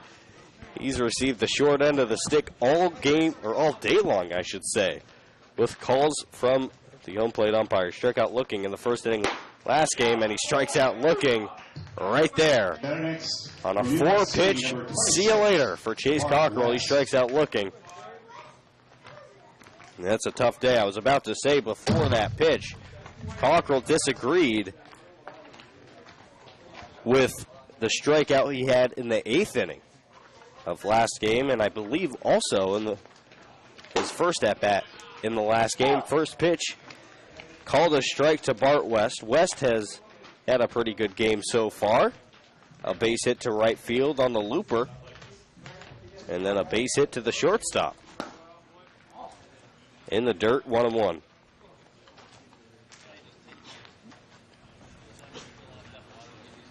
West is a hitter that always thinks about going the other way. Here's the 1-1 pitch. Two-seamer could not catch the edge, 2-1. The Shadows have overtaken the infield. The 2-1 pitch is upstairs. West thought about swinging. He held up, 3-1. When you get the Shadows on the infield, it is so tough as a hitter. It starts out in the shade on the mound, and then it comes in the sunlight. Hard to spot it. 3-1. Grounder to the left side. Out of play. 3-2. And a weird game time. Usually the Oaks are not playing this late. At 7:56, usually the game is just about over for their normal 4:30 starts. The 3-2 pitch on the edge, called strike 3 to West. He was halfway to first base when the umpire rang him up. 2 straight looking strikeouts for the Oaks. And their final opportunity in the inning comes in the form of Bailey Holbrook, who struck out in the 2nd inning. He flew out to shortstop in the 4th inning. Bryce Vitt on deck if the inning gets that far. First pitch to Holbrook, off speed, taken in the strike zone. 0-1. Well done there from the pitcher. Going right at Holbrook, trying to get out of this inning real quick. 0-1 pitch, Holbrook.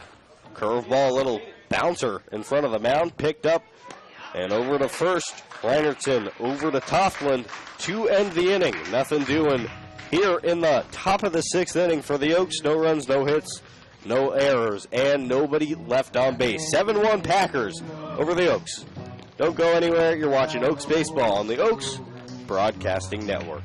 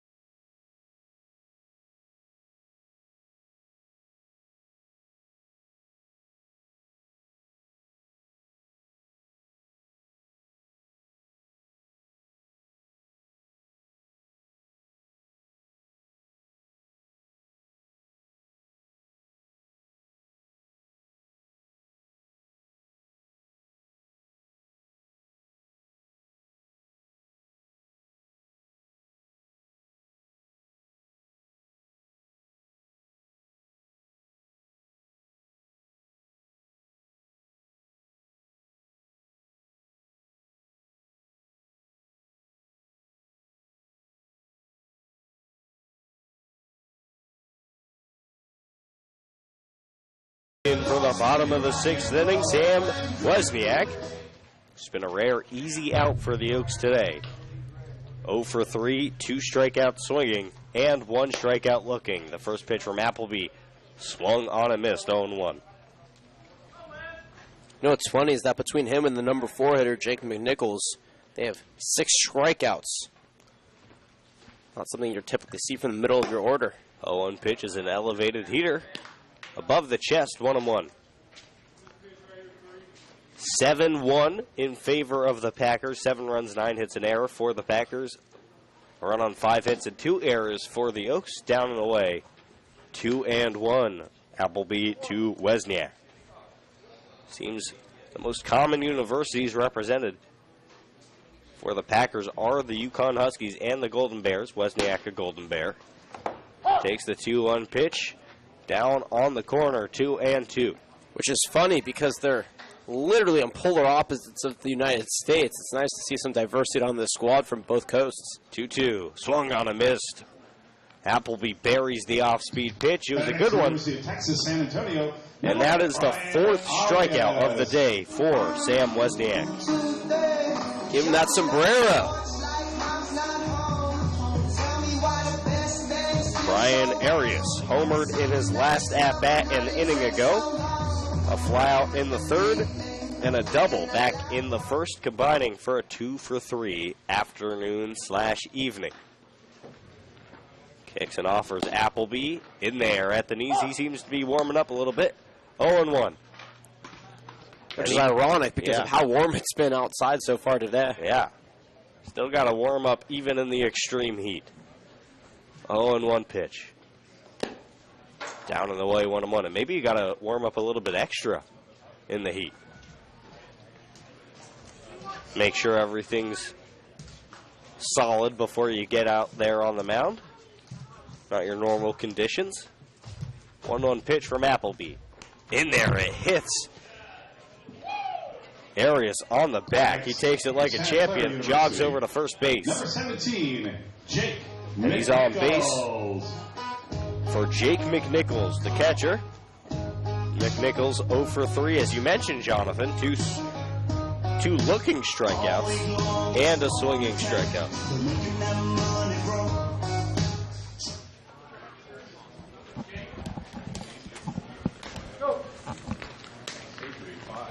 First pitch into McNichols.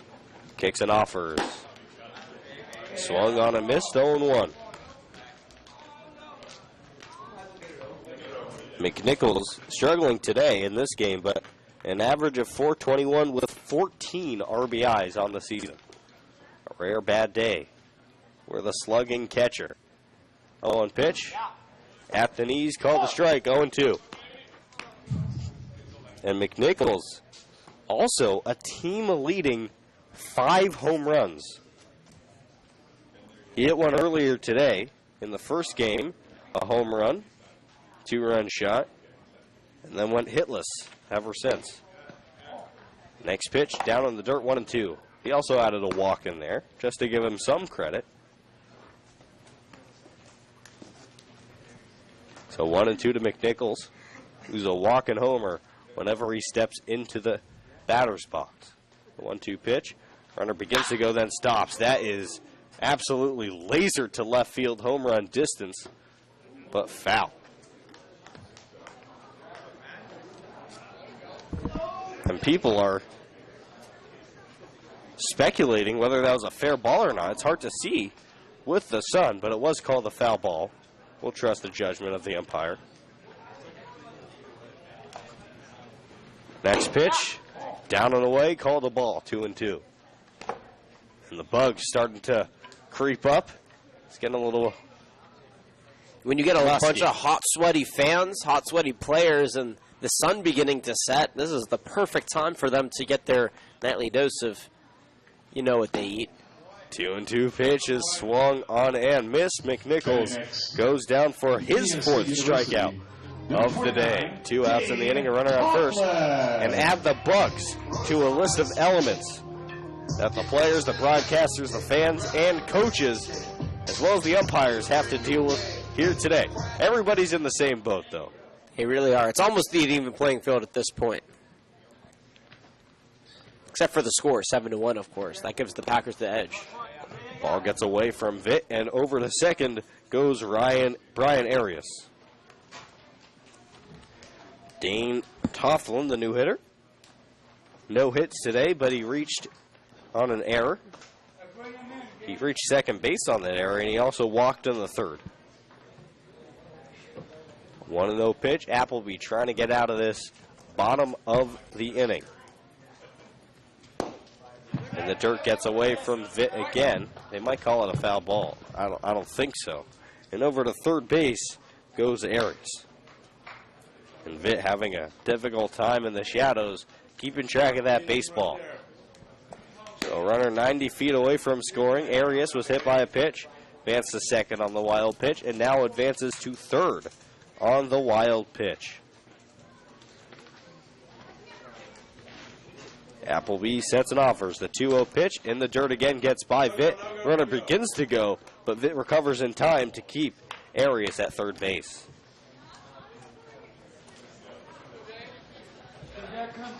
These players are in for one heck of a night's sleep tonight. They're going to need it with the 10 o'clock start tomorrow. If the score holds, they're going to have a chip on their shoulder trying to at least take one of the 3 games. 3-0 Appleby peers in, gets his sign from Vitt, and now offers. Low ball 4. Runners at the corners, 2 outs. Ryan Ruley, the new hitter. Number 14, Ryan Ruley. Appleby so far this inning, strikeout, hit by pitch, strikeout, walk.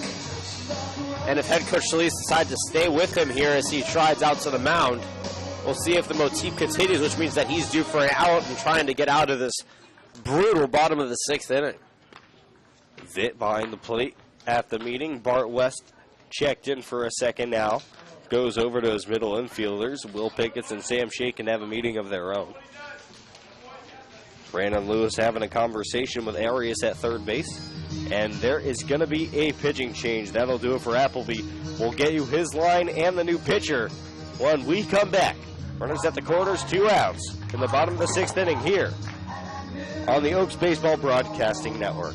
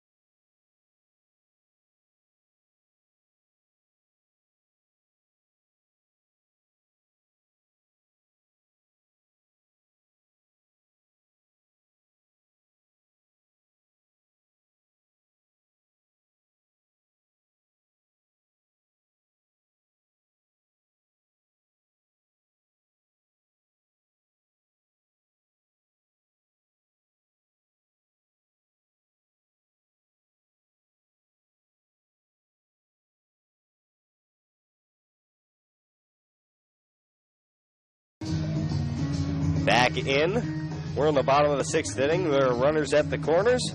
New pitcher is John Vergara taking over for David Appleby. Appleby lasted 1 2/3 inning, gave up 3 hits, 4 runs, 3 earned, 2 walks, and 4 strikeouts as well. Vergara, the lefty on the mound.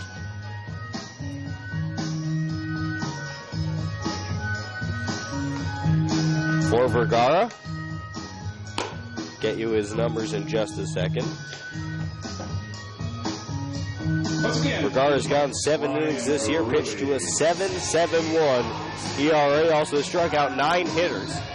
His highlight performance was against the Academy Barons where he closed out an Oaks win in extra innings and struck out the side in the process. He's going to have to hone some of that energy here as he faces Ryan Ruley, the right-handed hitter.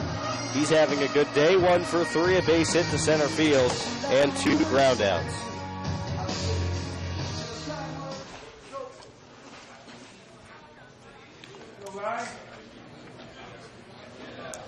Vergara sets and offers first pitch, taken upstairs and away to Ruley, 1-0.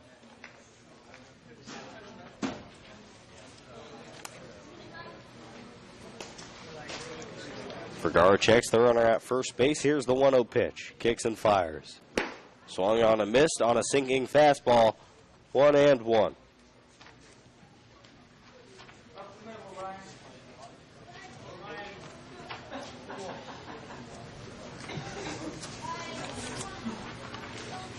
Here's the 1-1 offering from Vergara. Inside 2-1.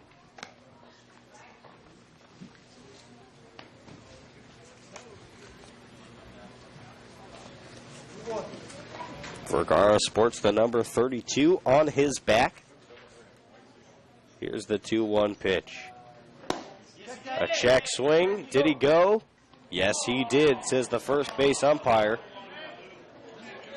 And I think that that's the call that may have gone awry for the Oaks in the first game. Now the Healdsburg Prune Packers on the short end of that stick. Vergara sets and deals for the 2-2 pitch. Off speed, just a little bit upstairs. Count is now full at 3-2.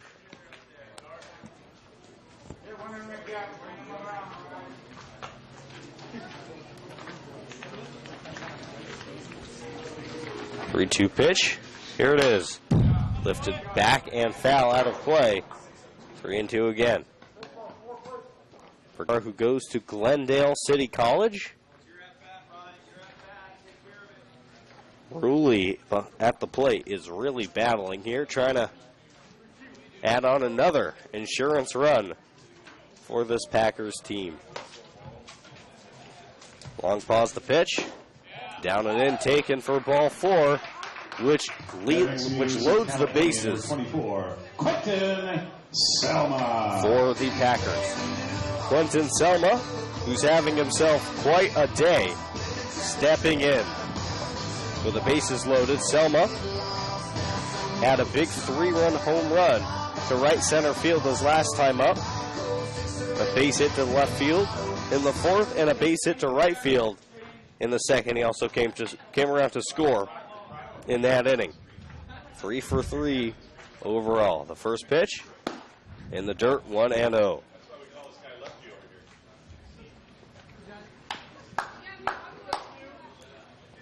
The Shadows have abandoned the infield now, which is good news for hitters. 1-0 pitch from Vergara. Fastball, called a strike at the knees, 1-1. And the lights are on, though not making an impact yet. Once that sun fully sets over the left field mountain, those lights will be impacting play in terms of unnatural lighting here in Healdsburg. 1 run, 5 hits, an error. 2 errors for the Oaks as the 1-1 pitch is swung on and missed by Selma. 7 runs on 9 hits, an error for the home team Packers. And they have a major advantage for tomorrow's game as well. Sleeping in their own beds, always a big deal. Here's the 1-2 pitch, off speed, upstairs, 2-2.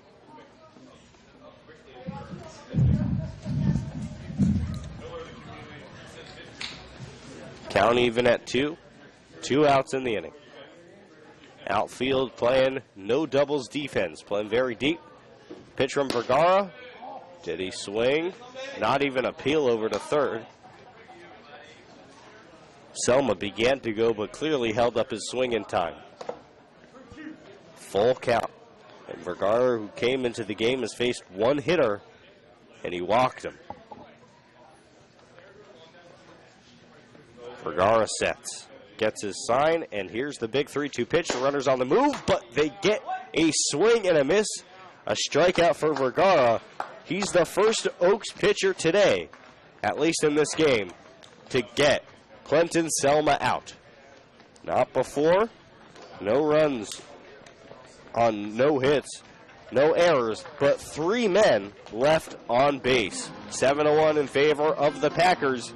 You're watching Oaks Baseball on Oaks Baseball Broadcasting Network.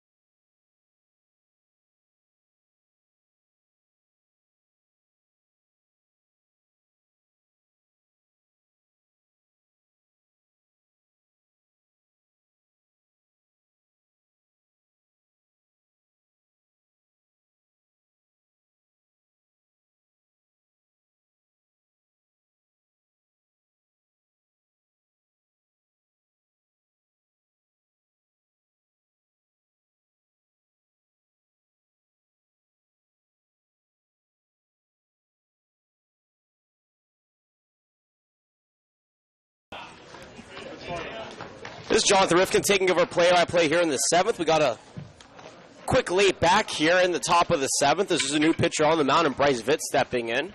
Took the first pitch low for a ball. This one is in there, even to the count, 1 ball and 1 strike. Jordan Brenner, Jonathan Rifkin, Oaks Baseball here. Into the 7th inning, they trail 7-1 as Vitt fouls that one back, 1-2 the count.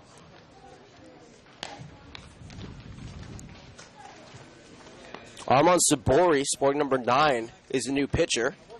8 innings, 1.12 ERA. Will look to keep this 6-run lead in check. And Vitt strikes out on the outside corner. Checked his swing. They called it a strike nonetheless. He's now 0 for 2 on the ball game. First strikeout for the first batter here for Sabori. That ends the day of Heinrich Reinertsen. He went 3 strong, 2 hits, no runs, no walks, 3 strikeouts to the first pitch. Misses to the new batter, Andrew Lucas. On the day for Andrew Lucas, he's 1 for 2 with a single and a strikeout. Quickly dealing. Sabor misses that one inside, 2-0 the count. Sabor's from the University of California. Sabori, that is. Another Golden Bear as Lucas slaps that one foul. 2-1 the count. Third pitcher of the game. They had 4 who went last game. And this has been quite a day of baseball. The 2-1 paints the outside corner, evens the count, 2 balls and 2 strikes. We're almost into our second hour of this game. The earlier game went 2 hours and 12 minutes as well. The payoff pitch. Called strike 3 on the outside corner. Lucas gives a puzzling look to the umpire. That was the same strike 3 pitch that Bryce Vitt took from the last at-bat. And Sabori has struck out the first 2 Oaks batters he's faced by way of a fastball on the outside corner looking. And now Will Pickett will step in. He's 0 for 2, a pair of groundouts to third base. Sam Shaken waiting on deck. Should we get that far, though? 2 quick outs here for Sabori as he deals quickly a strike over the heart of the plate to Will Pickett. Sun finally beginning to set. I think everybody can be grateful for that. The 0-1, another strike over the heart of the plate. 0-2, and just like that, Sabori is one strike away from an immaculate inning.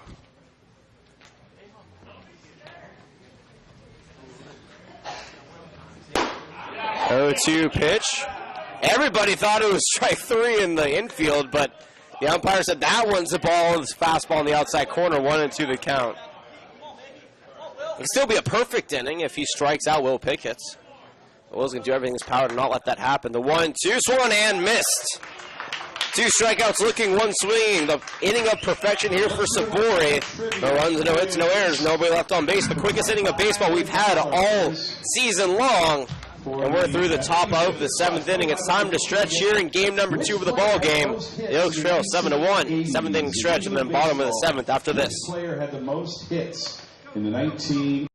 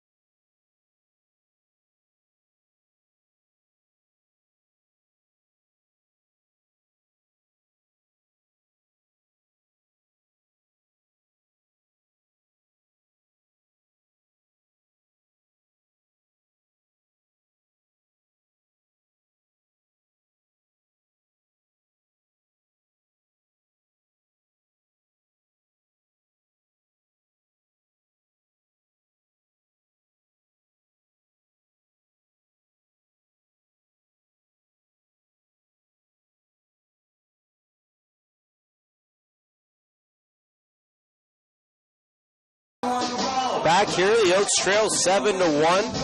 Hope everybody's enjoying their Saturday evening, no matter how you're watching or where you're watching. We appreciate you making us a part of your Saturday plans. Jake, check that. It's Cade Peters stepping in. The first pitch to him is on outside for ball 1. It's actually Blake McDonald from Santa Rosa Junior College as the pinch hitter here.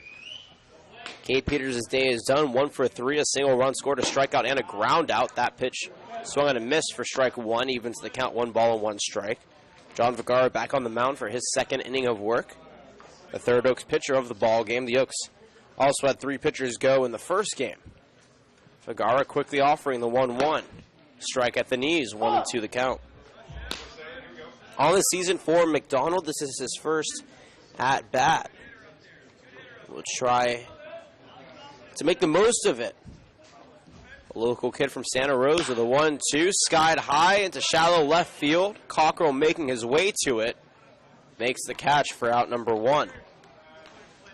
Now batting for the Prune Packers from Indiana State University, number 10, Luke Fagan. Luke Fagan stepping in. He's 2 for 2 on the day. A pair of singles, 2 RBIs, a stolen base, and a walk. Looking to continue what he's done. He's actually only gotten out once this entire day. He had a home run, a single, and an RBI sack in the first game. Only out was a ground out to third. That first pitch is slapped very hard against the glass, or the fence, I should say. 0-1 the count. If it was glass, that glass would have shattered. 7 runs, 9 hits, 1 error for the Packers. The Oaks have 1 run, 5 hits, and 1 error. Or actually 2 errors. It only says 1 error up on the board, but it is 2 errors. That one is a slow roller to Pickett's at second. Light tossed over to West at first for out number 2. Batting next to the Prune Packers, University of Connecticut, number 28, Cole Brodnansky. That brings up the Yukon Husky, Cole Brodnansky. 0 for 2 today with a pair of strikeouts, one looking and one swinging. He's hoping to turn his day around, though. I think right now Healdsburg is sitting pretty contently with that 7-1 lead. Vergara toes the rubber and offers the 0-0. A strike at the knees, 0-1 the count. Barnansky was originally not in this game, but Wendell Champion the second. It was hit by a pitch back in the first and came around the score, was pulled thereafter, and Barnansky has been in the field in his place. The 0-1 misses upstairs, evens the count. The fans have stuck around for the most part, still a handful in the area. The Oaks had a pretty good turnout. Joe Torres, his dad, also in the crowd, as well as the Pickett's family. 1-1, behind home plate. Vitt eyes it and makes the catch for out number 3. Vergara deals a 1-2-3 inning here, nothing doing on no runs, no hits, no errors, nobody left on base. The Oaks trail 7-1. They'll have 2 more opportunities to try and make up the difference, starting with the top of the 8th after this on the Oaks Baseball Broadcasting Network.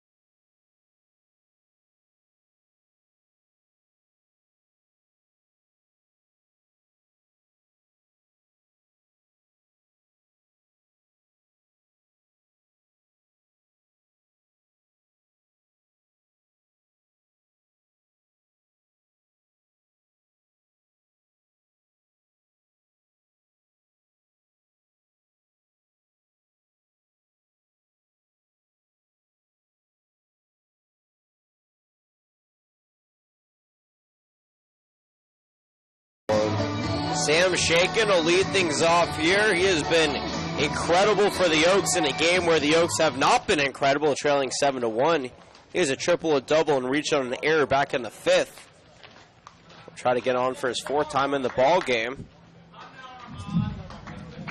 And Sabori was about to deal the first pitch, though the umpire told him it wasn't ready yet. Now he deals the first pitch over the heart of the plate for a strike.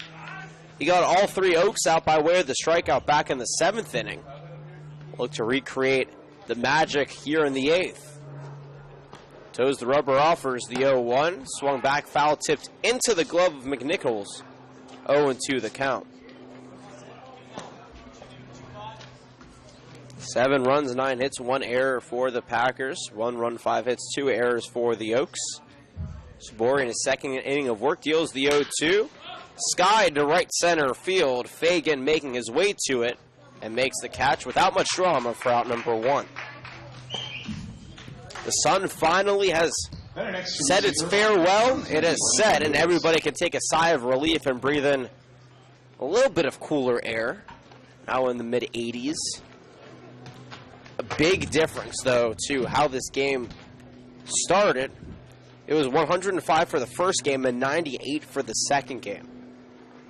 Though Oda Lewis has popped up sky high to right field, though right there to grab it is Ryan Ruley for out number 2. 2 quick outs here for the Oaks once again.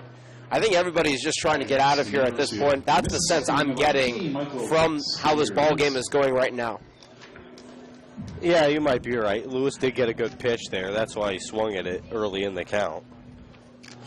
It just seems there's a lot of contentment. I'm not necessarily saying that they're going to give up as Michael Spears steps in and takes that first pitch for low, but on both sides it just seems like there's a lot of contentment right now. Sabori deals the 1-0. Foul tips back into the glove of McNichols on the check swing, evens the count. Yeah, well, it's hard not to be. It's a 8th inning of a 7-1 ball game. That 1-1 pitch glides in there for strike 2. In the second game of a doubleheader. On an 100-degree day. 1-2.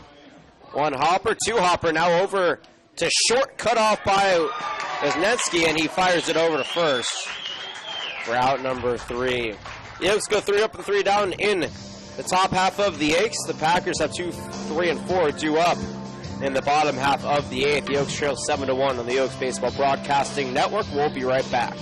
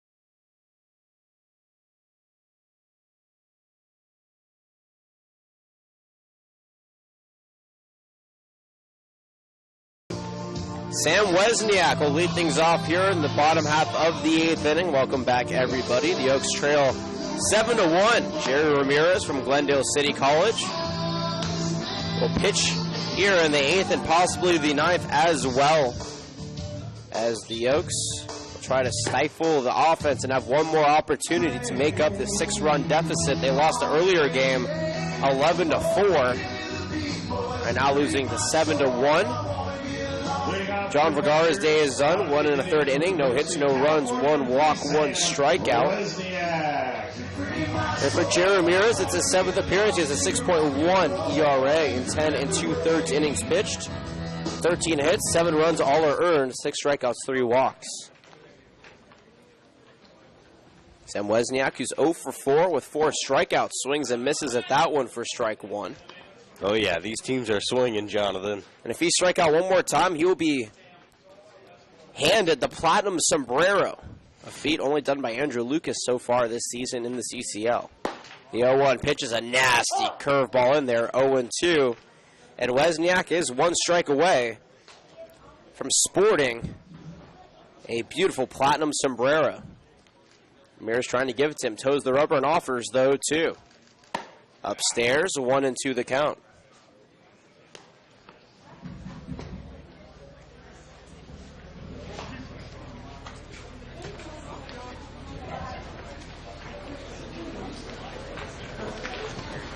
One-two pitch, called strike 3 at the knees. Wesniak is down looking for his 5th time of the ball game. And ladies and gentlemen, you have just witnessed the Platinum Sombrero, a feat that is rarely seen in baseball at any level. And that'll bring up Brian Arias. He's had a pretty good game, 2 for 3. A home run, a double, 2 RBIs, a flyout, and he was hit by a pitch. Takes that pitch low for ball 1.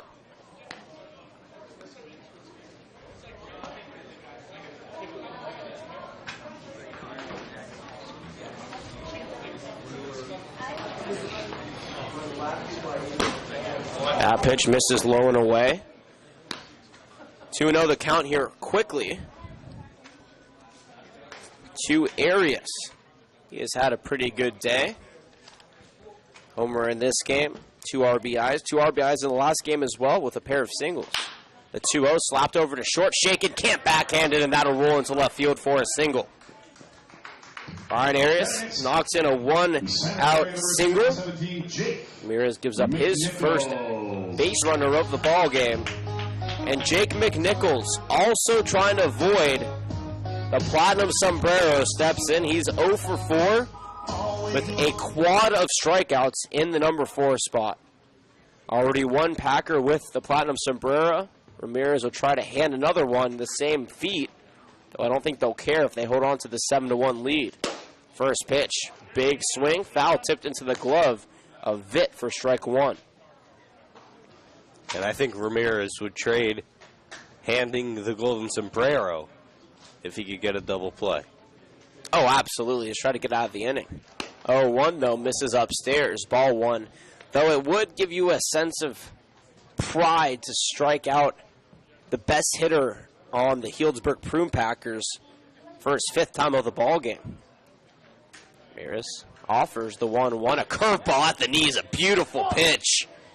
And McNichols was wondering why he didn't swing at that one. 1 ball, 2 strikes. Fooled out of his shoes. Fool me once, can't get fooled again. Well, Ramirez has fooled him twice already in this at-bat. Deals the 1-2. Upstairs, gets past the glove of Vitt, and there'll be no throw on the wild pitch. Arias safe at second base. Yeah, Bryce Vitt having a tough day behind the plate. 7 runs, 10 hits, 1 error for the Packers. 1 run, 5 hits, 2 errors for the Oaks. The Oaks trying to end this inning and make the uphill climb with 3 outs remaining on their end of the 9th. The 2-2 first. Foul tipped off of the face mask of Vitt, and we'll do it again. 2 balls and 2 strikes, the count remains. We'll be back here pretty soon, in about 12 hours. Though the first game isn't until 10, we'll be here at 8:30. Maybe even 7:30, actually. Yeah, we'll be here at 7:30. But pregame, luckily for all of our viewers, won't be until 9:45, so you can get an extra hour of sleep. Extra cup of coffee in. Ah, always much needed. First pitch at 10. 2-2 pitch. Foul tipped off the glove of Vitt, and we'll do it for a 3rd straight time at 2-2. The 10 o'clock start will be the earliest of the season for the Oaks, and tonight's the latest start of the season for the Oaks, so it's pretty interesting that those two correlate one day after the other. The Oaks will hit the road back to Southern California on the 8+ hour bus trip right after the game tomorrow. We'll have a day off on Monday before being back home on Tuesday for a 1-game homestand. I'll give you the rest of the schedule for the week in a moment. Ramirez offers the 2-2, and it belts the left shoulder of McNichols, and he will take first base on the hit by pitch. Batting next from Indiana State University, number 29, Dane Tofflin. And the Indiana State Sycamore, Dane Tofflin steps in with runners on first and second and 1 out. On the day, 0 for 2, 2 walks, reached on an error, scored, and also grounded out in the first. Runners on first and second. 1 away, Ramirez offers, and that one also belts him on the shoulder, and 2 curveballs get away from him. And that loads up the bases now. Over to third is Arias, McNichols to second, and Tofflin to first. That'll bring up Ryan Ruley. He's 1 for 3 today. A pair of groundouts to short, a single, a run scored, and a walk. With the bases loaded and 1 away, he'll try to avoid the double play, though Ramirez will try to force the double play and get out of this inning.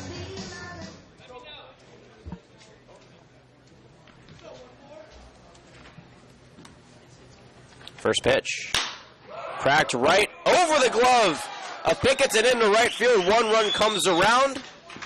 That in the form of Arias. McNichols will be held at third, and that's an RBI single by Ryan Ruley with 1 out. The bases remain loaded, but the score changes. It's 8-1 now.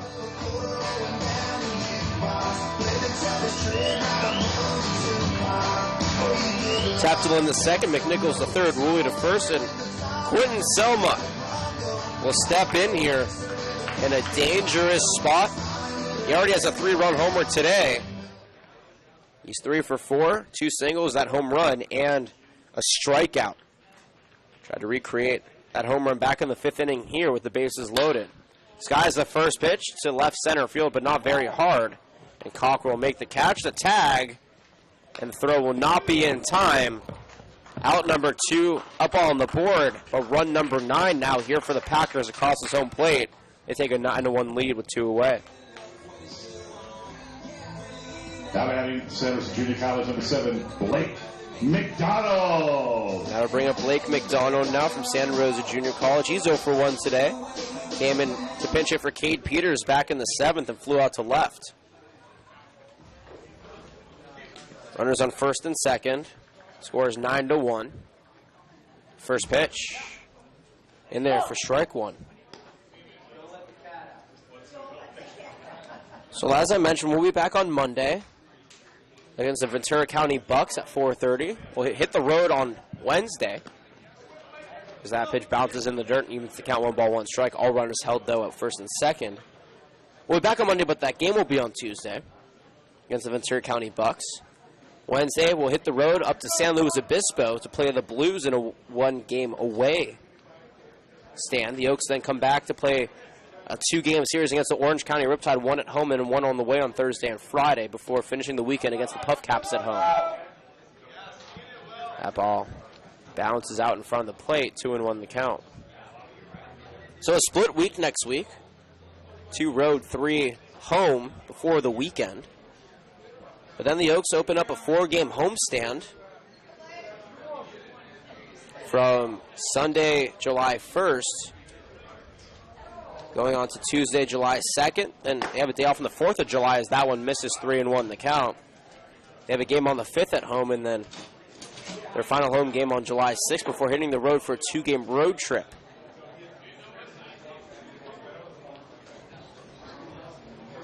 (3-1). Paints to the outside corner. Full count now. 3 balls, 2 strikes. 2 away and 2 on here. 9 runs, 11 hits, 1 error for the Packers. 1 run, 5 hits, 1 error for the Oaks. Jerry toes the rubber, offers the payoff pitch. Runner's going. It's popped up well behind us and out of play, and we'll do it again. The sun is down, but the heat is not gone. It's still in the mid-80s right now. Everybody's still sweating, and now the bugs are in full effect all around us, being attracted to the grit and the grime of the baseball game, as well as all the lights that have just turned on. Hope you bought your bug spray, whether you're a player, a coach, a fan, or an umpire, or a broadcaster. Payoff pitch popped up. Is there room? No, there's not. Bryce Vitt runs out of real estate, and we'll do it again.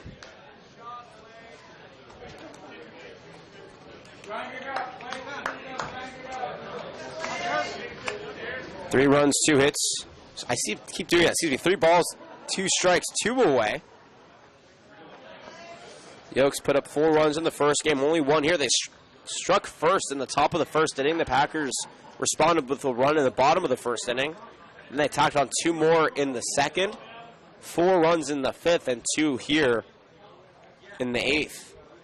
The 3-2 once again. Popped up, high to right center field. Spears making his way, and that's going to drop.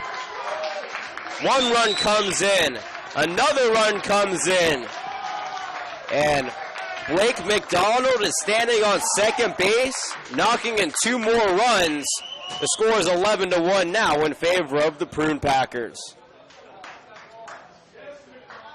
Now batting from Indiana State University, number 10, Luke Fagan. 4 runs now around in the inning, only the second hit.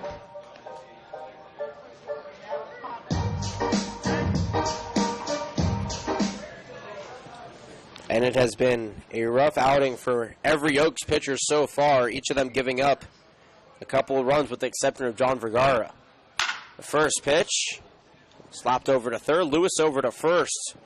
That was Luke Fagan. He grounds out to end the inning.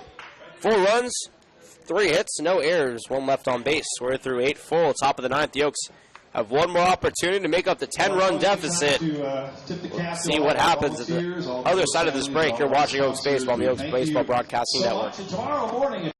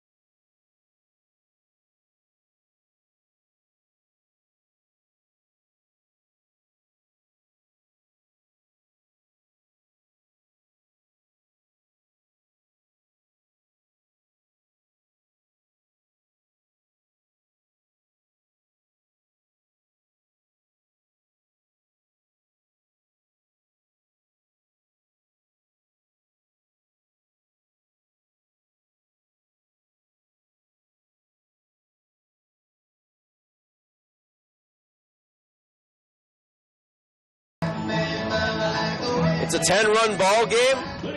Sabori is back on the mound for his third inning of work. He's retired 6 Oaks in consecutive order, 3 by way of strikeout, 2 by way of flyout, and 1 by groundout. He'll face Chase Cockrell, Bart West, and Bailey Holbrook. If all 3 of those don't get pinch hit for here in the top of the 9th, the Conejo Oaks have one more opportunity to make up the 10-run deficit.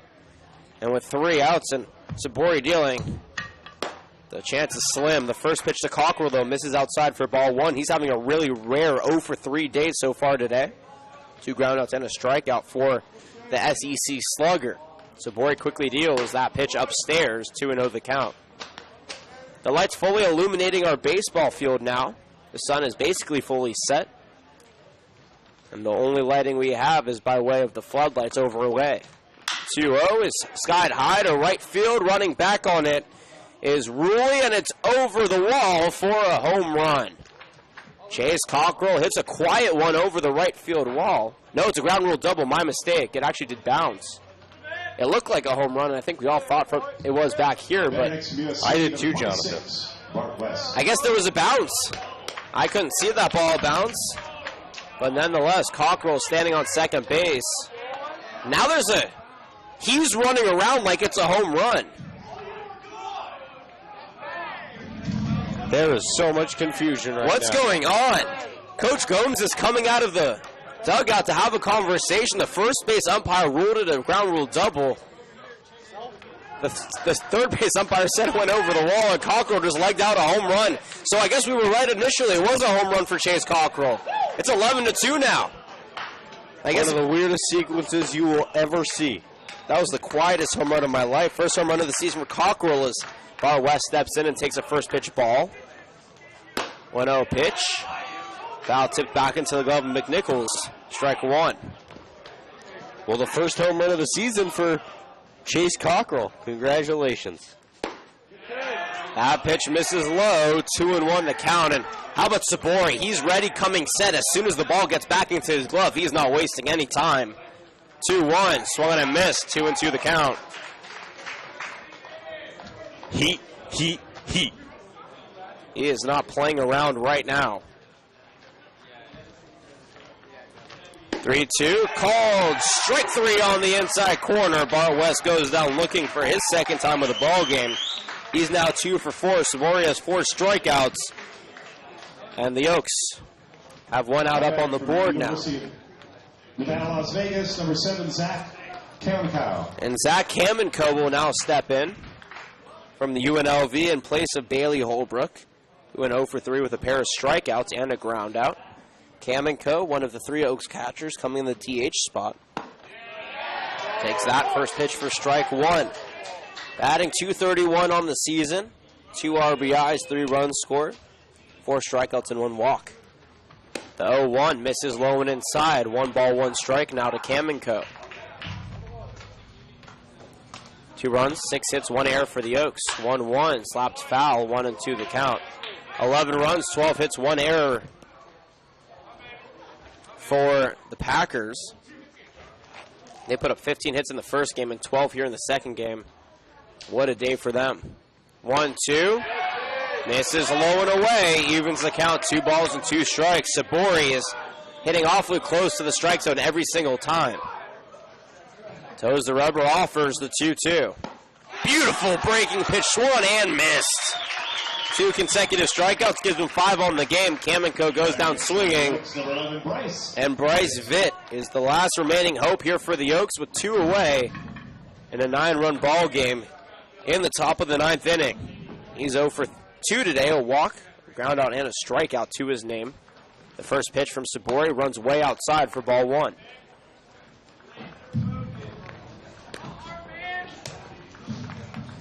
The Oaks have left 5 runners on base so far this game, to the 9 for the Packers. That pitch missing for ball 2. The entire Healdsburg team up and ready to get out of here. That 2-0 pitch is upstairs, ball 3, but you never know. Crazy things have happened. Though 9 runs with 2 outs seems a little bit of a stretch. 3-0 count, though, here to Vitt. He's waiting patiently for ball 4 if it comes, the 3-0. taken for strike one, 3-1 to count. But you have to believe that Sabori will probably just throw strikes here and hope that Vitt grounds out or pops out or strikes out. I'll try to. 3-1. Swung and a miss for strike two. 3-2 the count now. And the Packers are one strike away from this game being over. Sabori deals the payoff pitch. Swung on and missed, and this ball game is over. 3 consecutive strikeouts gives him 6 for the game, and Sabori absolutely obliterated the Conejo Oaks in his outing. 1 hit for 1 run on the home run. No walks, and 6 strikes out. Excuse me, wow, what a game for him. The final line, the Oaks lose 11-2, 2 runs, 6 hits, 2 errors, and 5 left on base. The Packers win 11 runs, 12 hits, 1 error. They leave 9 on base. Jordan, we'll wrap it up here because I think everybody wants to go take a shower, maybe get something to eat. It's been a long day for both of these teams, but the Healdsburg Prune Packers seemed like they wanted it more, and at the end of the day, they won both the games. Yeah, they did. They were the better team, both mentally, physically, and emotionally. This Oaks team looks a little bit drained after the long travel day. Good news for them is they'll have a chance to salvage one of the 3 games tomorrow at 10 a.m., and both of these teams, I think, will be in the same boat tomorrow. Both of these teams will have endured a tough day before tomorrow, whereas today, Healdsburg had a day off, or they were at least at home, not enduring an 8-hour travel up to Northern California. Either way, despite the lopsided victories, it was a pleasure to bring you Oaks baseball, as always. 1 hour and 55 minutes was the total game time for the second game. That is now the shortest game. The first game was 2 hours and 12 minutes. That was the shortest game. An under 2-hour baseball game is rare, but these two teams were just trying to get through it. Once again, the Oaks lose 11-2. They lost the earlier game 11-4. For everybody who made this broadcast possible, from our social media man, Tony Ty, our statistician, Jacob Plack, and my broadcasting partner in crime, Jordan Brenner. My name is Jonathan Rifkin, signing off. We'll see you tomorrow bright and early in about 13 hours from now when the Oaks take on the Packers at 9:45 pregame, 10 o'clock first pitch. This has been Oaks Baseball, the Oaks Baseball Broadcasting Network. We'll see you tomorrow. Enjoy the rest of your Saturday evening.